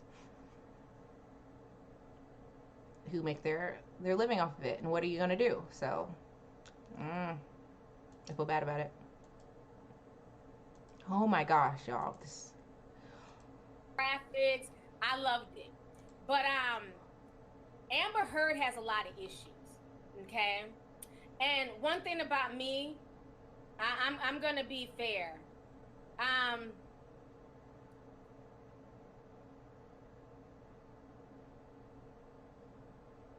never cared about gender when it comes to abuse. And I hold women accountable just like I hold men accountable.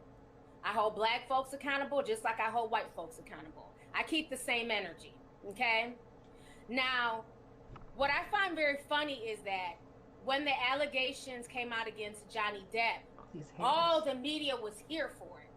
This was front page news all over the world, okay? Because we all know Johnny Depp, we're literally talking about this on Friday's stream about how, you know, how there is that double standard in handling of abuse, depending on who is the victim of that abuse and their gender, and talked about how it should be held to the same standard. We're talking about when it comes to sexual assault, and how, well, yes, when it comes to sexual assault, the percentages and the statistics of what group experienced it the most in at a particular rate, clearly we see over centuries, right? Women have been not in a place of power, right? Because of patriarchy and misogyny, women have very much been the victims the majority of the time in comparison to the male. They're like to men when it comes to things like sexual assault or abuse. Yeah, sexual abuse, assault. But that doesn't mean that when we hear about it happening among men, that we don't handle it with the same urgency, right? Or with the same level of hammer down, like to stop it. And we talked about how, you know, I brought up the Boy Scouts of America, and I remember hearing about that, you know, that maybe 2 years ago now, year and a half ago, 2 years ago, hearing it on TYT and just being like, there was like 12,000 cases of sexual abuse, not allegations, I think it was abuse, against the Boy Scouts of America. Like, that came out. Where was the outrage? Where was it on the news? Imagine if that had happened. They were hiding 12 million assaults from an organization that held with little girls. It would have been everywhere. Oh my gosh, the Boy Scouts or the Girl Scouts of America have been hiding these allegations and not been actually doing anything about it. Like, but we heard nothing. Crickets. I was completely disgusted. I'm like, and that's why I brought it up on Friday and bring it up again, because we should have been talking about it. How dare they? Why are they still, has a board been fired, those who are in charge? No, excuse me. Like, no. Like, are there any better things in place, right? Or are policies in place? Restrictions on who can lead these kids? No one needed answers. It was, so, I mean, I hear what she's saying. Yeah, keep that same energy. Boys, it's about the harm that was inflicted. Like, you don't do that to anything that happens to children, no matter a boy or girl. We should be taking seriously and making sure it does not happen again. And that those people who were irresponsible get their just punishments. And take them out of their place of power, because they don't deserve it. He's been in all types of movies. When we were growing up, remember him, you know, Edward Scissorhands. Remember his hands were stuck together and shit. He was cutting them damn Bushmen. Shout out to all the 90s kids out there. Who remembers Edward Scissorhands, okay? That was like my first introduction to him. I love Johnny Depp, right? So, but most people know him from also Pirates of the Caribbean. So when these allegations came out, Disney wasted no time. Literally 4 days after the allegations came out, it was off with Johnny Depp's head. They literally threw him off the damn Pirates of the Caribbean ship, sailed away, and that was it.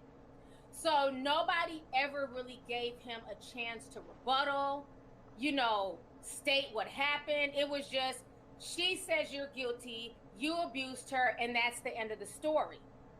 Lucky for Johnny Depp, he was smart enough to record some phone conversations, or some private conversations, I should say, where Amber Heard admitted to also being an abuser, putting her hands on him, cut his finger. She put that man through a bunch of hell. And what was so funny is that when the proof was coming out, the media was very, very quiet with this. I'm like, excuse me, where's the Me Too movement to hold her accountable? Because remember, she was like one of the leaders of Me Too. She used this to propel her Me Too career. And it was like, they were so hush-hush about it. I'm like, wait, he has receipts. She didn't even have receipts. She just got mad and went to the police. He actually has voice recordings, but the Me Too movement and the Time's Up movement was very quiet. So I saw the game that they were playing, and that's when I went and I just basically put it all together. Now, I want to play y'all a snippet of this really quick, of the audio. Make sure I still have that up. Yes, he was also on 21 Jump Street. I don't really remember that show like that. that I didn't really watch. It wasn't Janet Jackson on there. I don't know, honey. That's an old 80s show. But I remember 21 Jump Street, but I don't remember watching it. Let me play y'all this audio of Amber Heard that the mainstream media chose to ignore for months. Give me a second here.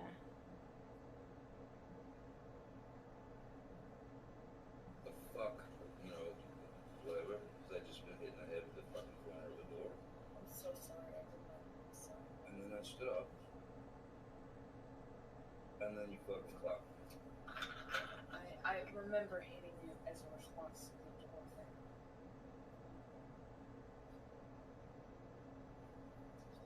I'm really sorry about hitting the door or hitting your head. I did not mean to nerve. You didn't mean to hit me in the head with the door, but you meant to punch me in the jaw. I meant to hit you, and I did not do this thing with the door. I do remember. I did need to hit you. So that you didn't mean. The door? No, God, no, I didn't. But punching me in the jaw. I didn't. Okay, I'm sorry. I didn't mean to hit you, but it was in response. I just reacted in response to my foot. I just reacted, and I'm sorry. It's below me. Your foot? That was why you punched me. Yeah. Fucking, I've showed myself. I've proven myself. I've fought for you. I've showed up. I'm not gonna be in a physical fucking altercation with you. Then don't. You fucking hit me last night. You fucking. What about all the other times you spoke? Come on, you cannot act like that's about that. It's Well, not. when I'm playing, I can't split. No, and you hit back. So don't act like you don't fucking participate. I pushed you. I'm not gonna get into the details of that fight. You and I both know that you split when there is no physical violence.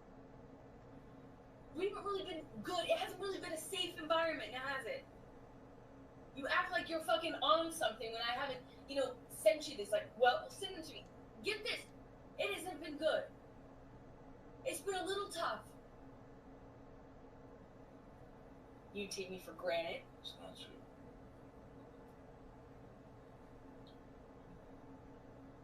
It's not true. I'm not the one who fucking throws fucking pots and That's different. fucking else at me. That's different. That's one does not negate the other.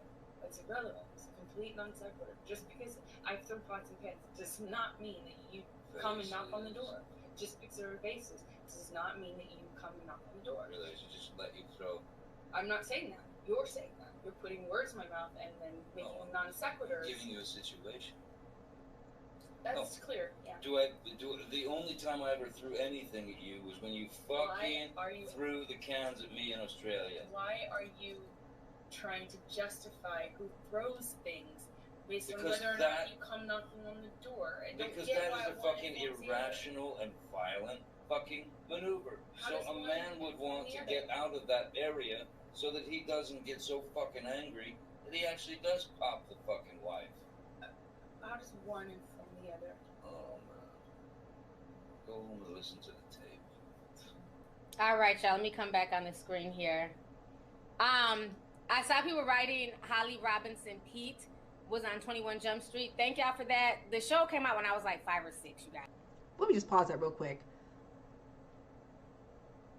The crazy woman. Like,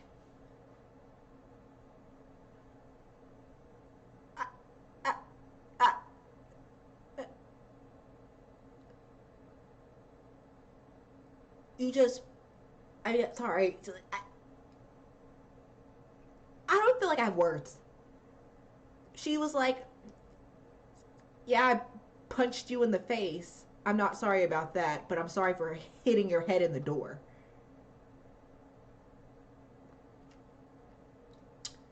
And throwing pots and pans, being very violent against Johnny Depp. I'm like, Johnny, I mean, I pray for justice. The F?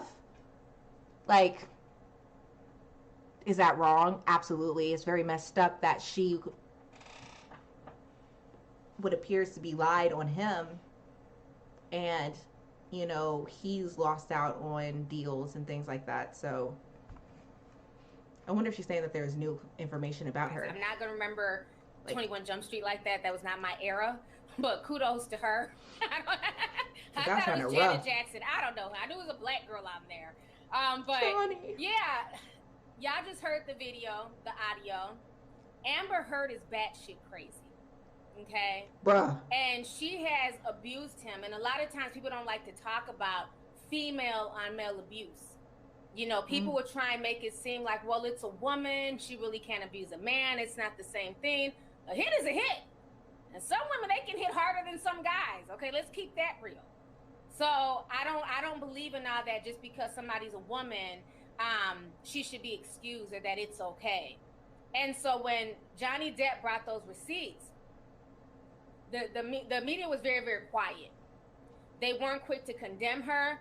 It was really the internet. It was really Twitter and Reddit that started petitions wanting to get him back on Pirates of the Caribbean, that started petitions letting people know that this woman is batshit crazy. And now he's suing her for defamation. I believe he's suing her for like $50 million or something like that because he lost a lot of money when he was fired from the Pirates of the Caribbean. So she's a trip. Couldn't imagine. Let's That's see here. Awful. DJ Call sent 20 says, I have never left a comment or sent a super chat on YouTube in my 23 years, but I really want to thank you for your hard work. Your videos and lives have always given me a way to get through this year. Thank you very much. You are so welcome, and thank you so much for the super chat. I really appreciate it, and I'm glad that my videos have helped you throughout the years. Therapy Queen sent 5 says, thank you for being you. Thank you so much, sis. Thank you for the super chat. So Uniquely Me sent 20 says, hey, to remember hearing this podcast, and I'm a little curious as to why they decide to fire her a year after that audio came out. It doesn't seem fair. We're going to get on that right now. Give me just a second. Vivian Spencer says, praying for you, T, sending you all the positive energy. People of the world are always hard on the children of God. Thank you so much, sis. Thank you for the super chat. Asia Muhammad says, hey, sis, you missed my first super chat. Speaking of the Me Too, watch the season of Law and Order. The whole Aquaman situation, and I love her. But so the whole Aquaman situation, let me say this. I have been researching, and so I'm trying to get, like, you know, real evidence that this woman has been fired. Because again, when it was Johnny Depp, this was global news. This was on every news station, CNN, MSNBC, Fox. But with this situation, I'm only seeing her being fired on Twitter. So I'm like, well, did she really get fired? So Yahoo News also reported on it. There's rumors that they want Emilia Clarke, who played Daenerys Targaryen in Game of Thrones, Game of Thrones connection. They want her to possibly play the character that Amber Heard plays in Aquaman, which would be dope because, as we all know, Emilia Clarke and Jason Momoa, they were called Drogo and Daenerys Targaryen. So that'd be dope to see them come back together, right? That would be really cool. So that it's being reported that she was supposedly fired, but I found this article where they contacted her reps, and it sounds like there's some shit in the mix, and she may not really be fired. So let me show y'all this article here, because I see a lot of people running with it and saying that she was fired, but I'm not really sure about that. So give me just a second. Okay, so basically what they're trying to say here is that they reached out to Amber Heard. So about 4 hours ago, she's saying that she thinks the WB, which is Warner Brothers studio, is spreading the rumors about her being fired from Aquaman 2. So basically what she's saying is that she has not received any official notification from Warner Brothers that she's been fired. So they're saying here, according to insider Daniel Richmond, Heard thinks that WB are spreading the false reports to put pressure on her to resign, rather than just sacking her, as news of her being fired will show her that the public are not on her side. If true, this would be a pretty low move from the company, especially since they've defended the star in the past after the initial court battle with Depp reached its verdict last year. In any case, here's what Richmond said on his Patreon account. So he was the one who kind of confirmed that she believes it's getting put out there by Warner Brothers Studio.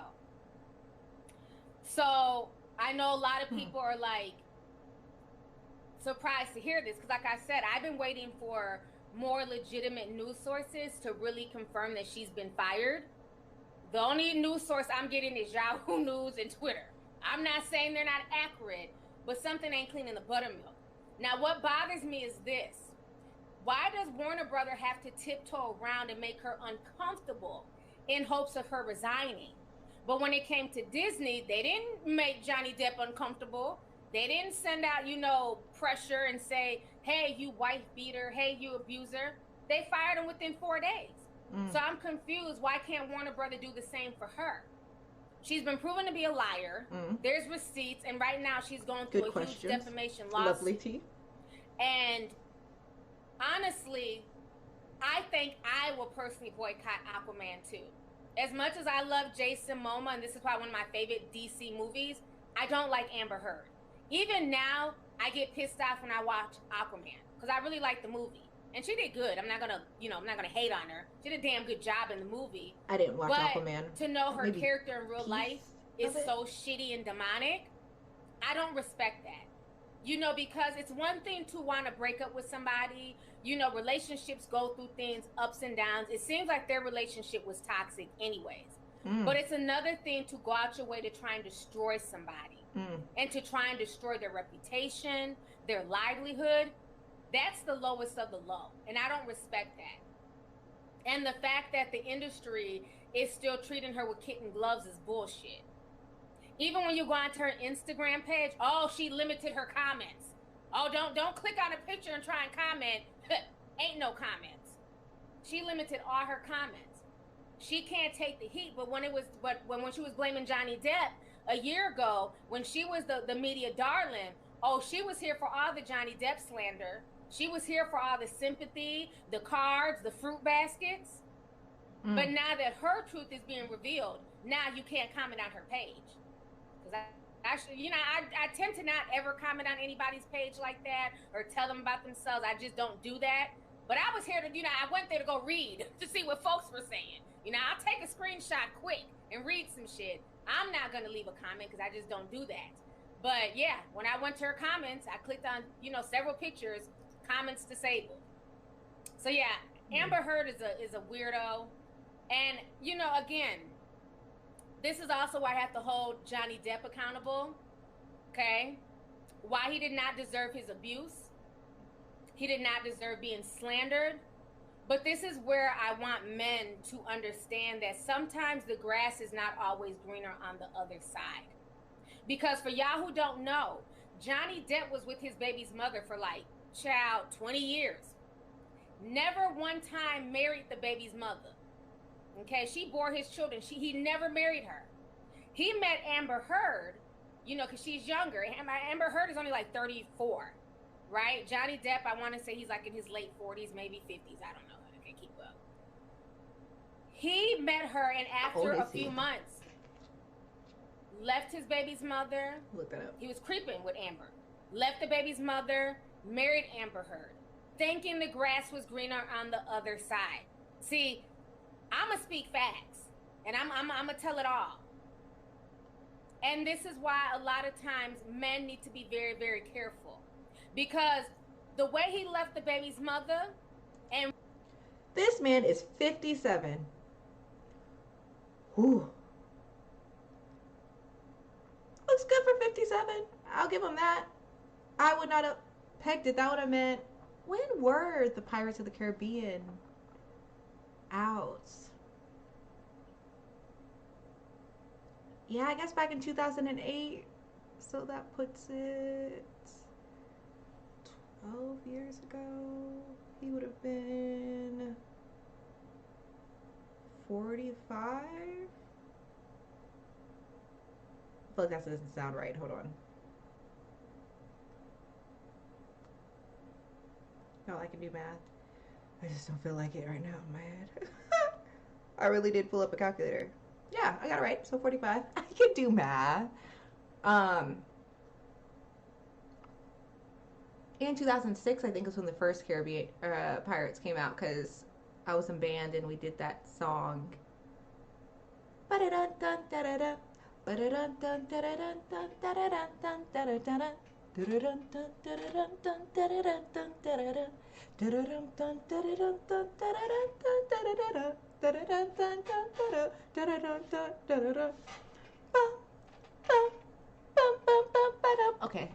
yeah, I'll stop. I love that song. It's a very good piece of music. Anyway, so I just wanted to check that real quick. But yeah, no, he is 57 years old. He is not in his 40s. Oop, wrong one. Ran to Amber Heard, the younger woman. What I get from that situation is Amber Heard is nothing more than a Jezebel spirit. And that's true tea. For her to entice him, snatch him up, you know, takes two, of course, and then put him through all of that. Because remember, she's also, to me, kind of a social climber. Because remember, before she got with Johnny Depp, she was gay. I don't know if y'all know that. She was a lesbian. Let's talk about that. Her tea.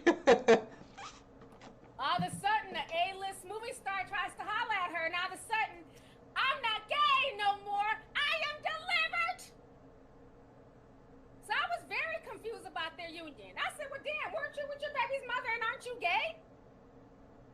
Now y'all are together? I got Jezebel spirit tease, I'm sorry, in that whole union. I mean, yes, thank you, Sonia. She's young enough to be his daughter. Like I said, I don't know his exact age. I can put it in the chat. I'm assuming he might be 50. But yeah, before they got together, she was gay. She left her girlfriend and then was straight. And her and Johnny were married for about 2 years. So he probably would have been better off with his baby's mother and marrying somebody he'd been with for years who put up with his shit and, you know, bore his children and everything else. But he thought he found something younger and more fun in Amber Heard. And all she did was basically use him like the subacus, or whatever it's called, subsicus. I hate that word, it's hard to pronounce. Like the subsicus she is. She basically sucked him up, sucked up his energy, ruined his career, and he's having to pick up the pieces. She thinks and she's been able to just kind of skate. And I don't like that. I'm not here for it. I just think the way that the industry has treated her versus how they treated Johnny, and especially when Johnny Depp came with receipts, that look, I was not the abuser in this relationship. If you guys listen to that whole video, she admits to putting hands on him. She's apologizing. And then she says, no one's going to believe you because I'm a woman. That's wicked. That's using your gender as a power. Weapon. She weaponized her gender because she knew she's a white woman. She can cry tattooed tears and nobody's going to question her. I did, and so did Reddit. Fuck her. Anybody can get it over here. So yeah, the whole situation is a mess. Rough. Let me see if I ever put his age in here. Oh, he's 50. Oh, damn, he's damn near 60. Right? He's 57. Right? Wow. Ooh. So yeah, they're 23-year age difference? Yeah. He's old enough to be her daddy, honey. Succubus. Thank you. Copy me. She broke it down. Succubus. Thank you. That word is always hard for me to pronounce, but I'm glad y'all know what I'm talking about. That's the vibe I got from Amber Heard. She used him and his energy to come up. I'm not saying nobody knew who she was before this, because she did get that huge role in Aquaman. You know, she had a career. I never heard of her. But trust me, she elevated because she became the victim of Johnny Depp, who's a longtime A-lister, who, you know, has had a decent reputation. He's not perfect, but he's had a decent reputation in Hollywood. He's been able to maintain all these years. He's 57 years old. And she basically just ran him through the ringer. So yeah, that whole Amber Heard situation is a mess. Oh, L-Town says, miss you, T. I miss you too. Thank you so much for coming to the live stream, love. Let me see. Let's see here. Lunar Galaxy says, yes, that was the oops there. The moment of, hold on. Yes, this was a oops. There is a moment for dear Johnny. Yeah, this definitely was. And I hope this is a lesson learned for him and other men. who are out here trying to run and you know, run behind some of these young girls, you don't understand that some of these young women are some of the biggest hustlers, scammers, and they will use you to get to where they're trying to go. And he learned that fat meat is greasy. And it's messed up. Not excusing her whatsoever. What I'm saying is that Love should have kept him home with his baby's mother. Love should have had him marrying his baby's mother. And now... So yeah, I was like, speaking on things that I don't know about. I don't know about the relationship he's had with his baby's mother. Like, I don't know why, but I wouldn't say that. Tell somebody whom they were supposed to be. Maybe there's a reason why they weren't together. Maybe it would have been better if they were together. But I wasn't there to talk on it. But speaking on things that we hear, you know, video or audio recordings of someone admitting abuse and then him saying he's, you know, been abused. We can, you know, talking on that matter, but things that have to do with it would have been better if he did this. Lovely, so you don't know the wife. You don't know who she is either. So maybe he had a reason, but that's her thoughts on it. Running behind a 34-year-old who done just basically sullied his name and his reputation. Diamond Cooks in 499, she says, "Hey T, you have to watch the Stand miniseries. Her character on there resembles her real self. Love you, T. Keep doing you." Thank you so much for the super chat, love, and thanks for the tip. Let's see here. Oya D sent 5. She says, "You can pronounce it. It's succubus." Thank you so much for the super chat. Like I said, I'm glad y'all knew what I was trying to say, because, honey, it's worthy. And sometimes, y'all know English is not like my first language. It's one of my other languages. So, honey, words get mixed up in my brain. Sorry. K-Bob says, "Amber is a succubus." Makes sense, because aren't the other two M2 women witches? What are the M2? I'm not sure what that means. Oh, Me Too? Oh, M2, Me Too. The one, who was the one? Rose McGowan definitely practices in the dark arts, but who was the one? Remember, she was up there with Rose McGowan, the one that was dating Anthony Bourdain, the one I was like, I believe that she had something to do with his death. And her daddy was in the industry. He makes all those dark films. I know y'all know who I'm talking about. Somebody write her name, because her name is like escaping me. Yep. She was Rose McGowan's friend, and she was messing with the 17-year-old. Remember, she was Me Too and everybody. And then the 17-year-old was like, thank you, thank you, thank you, Asia Argento, Asia Argento, thank y'all. Yes, that witch. Yes, she's a witch for sure. I believe she's a red witch. Now remember, she was the main one, her and Rose McGowan. They were spearheading the Me Too movement, honey. Oh, they was here for it. Harvey Weinstein. I didn't hear about that. This person, that person. And then all of a sudden, the little young boy came out, and he was like, "But Asia Argento, you slept with me, and I played your son in a movie." And Asia Argento was smashing him at 17. Remember when I covered that? For all y'all who's swept down, I don't cover white tea. Y'all can go back in my archives. I drug Asia Argento and Rose McGowan because I found it very funny that you had all this energy when it was men being accused, which I agree. If you're guilty of you know, the SA word, sexual assault, if you're guilty of that, you should be handled. But why is it when it comes to her friend and her fellow witch, all was crickets? I said, so nobody's gonna call out Asia Argento? Shit. Hold my damn tea. I'ma call her ass out. Yeah. So a lot of people, I'm glad y'all remember. I'm glad y'all remember that video, because folks were up and down. Oh, I only talk about black people's mess. But they when it comes to me talking about white folks and their mess, oh, see no evil, hear no evil. Oh, she never talks about the white man. Thank y'all for confirming in the chat. I'm glad y'all remember that video when I drugged Asia Argento and damn Rose McGowan. I didn't know about that. But the Me Too movement, the leaders of it were, I already knew to be corrupt. Of the Me Too movement, they're very quiet. I don't even really see. And hypocritical, because a lot came out about Biden with the whole Tara Reid, and they stayed silent. They hid her story. Such hypocrites. Such hypocrites.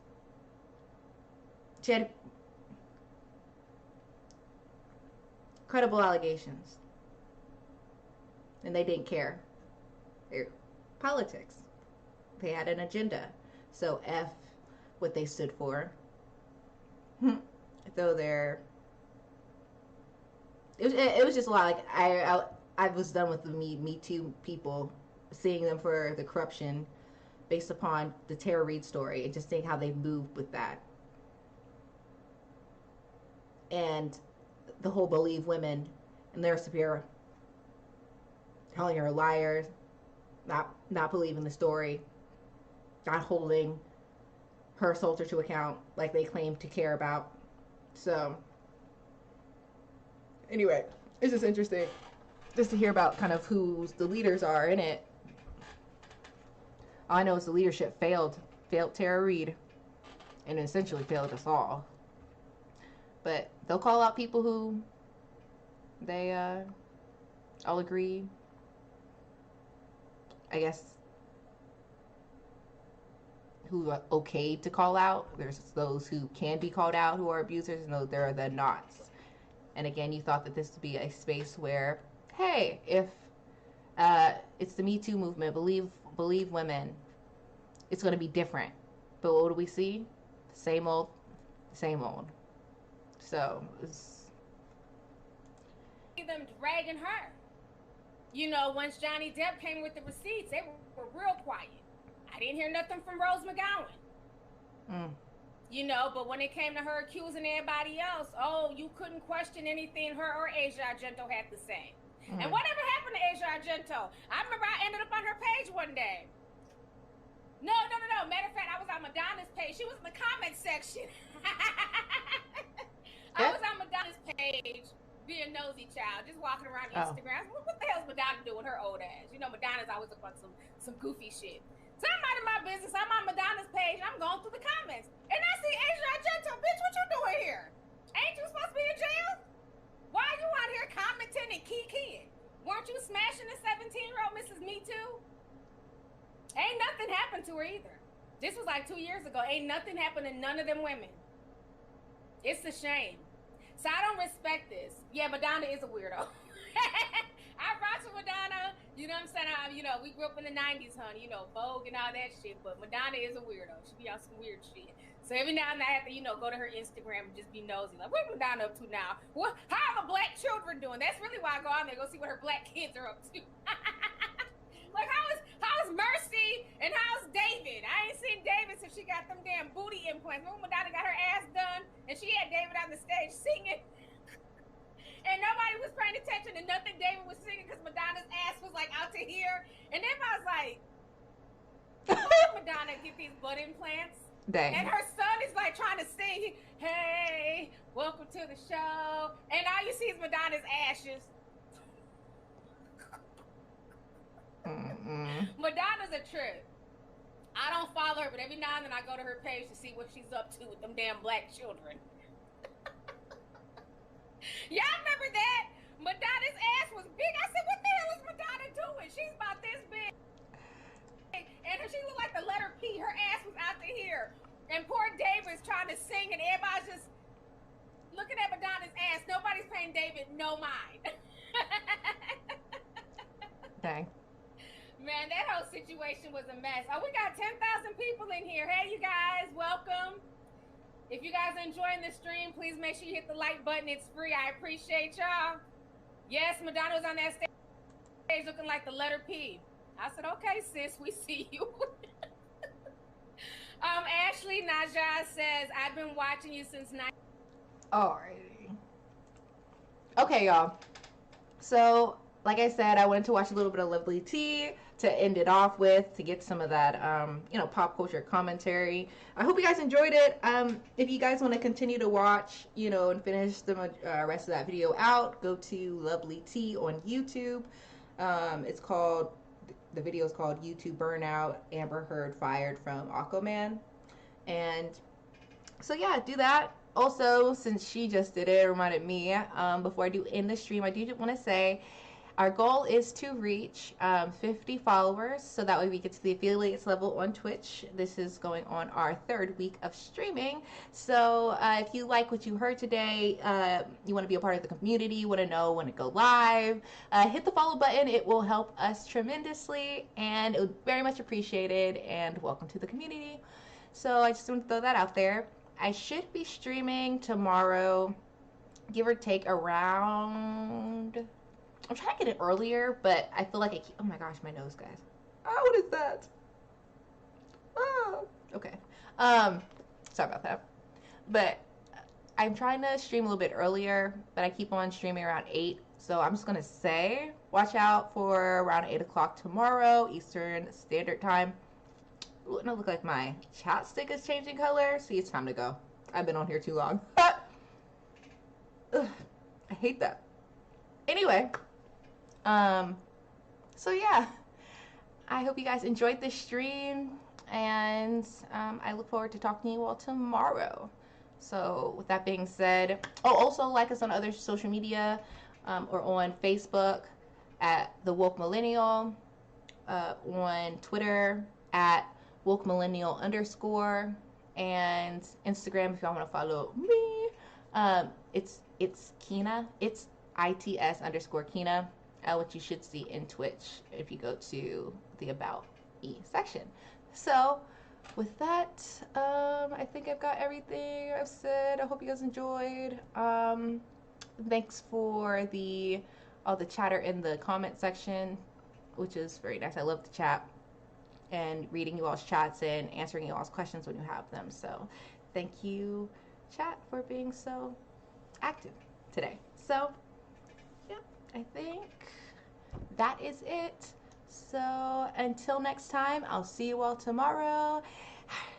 Bye.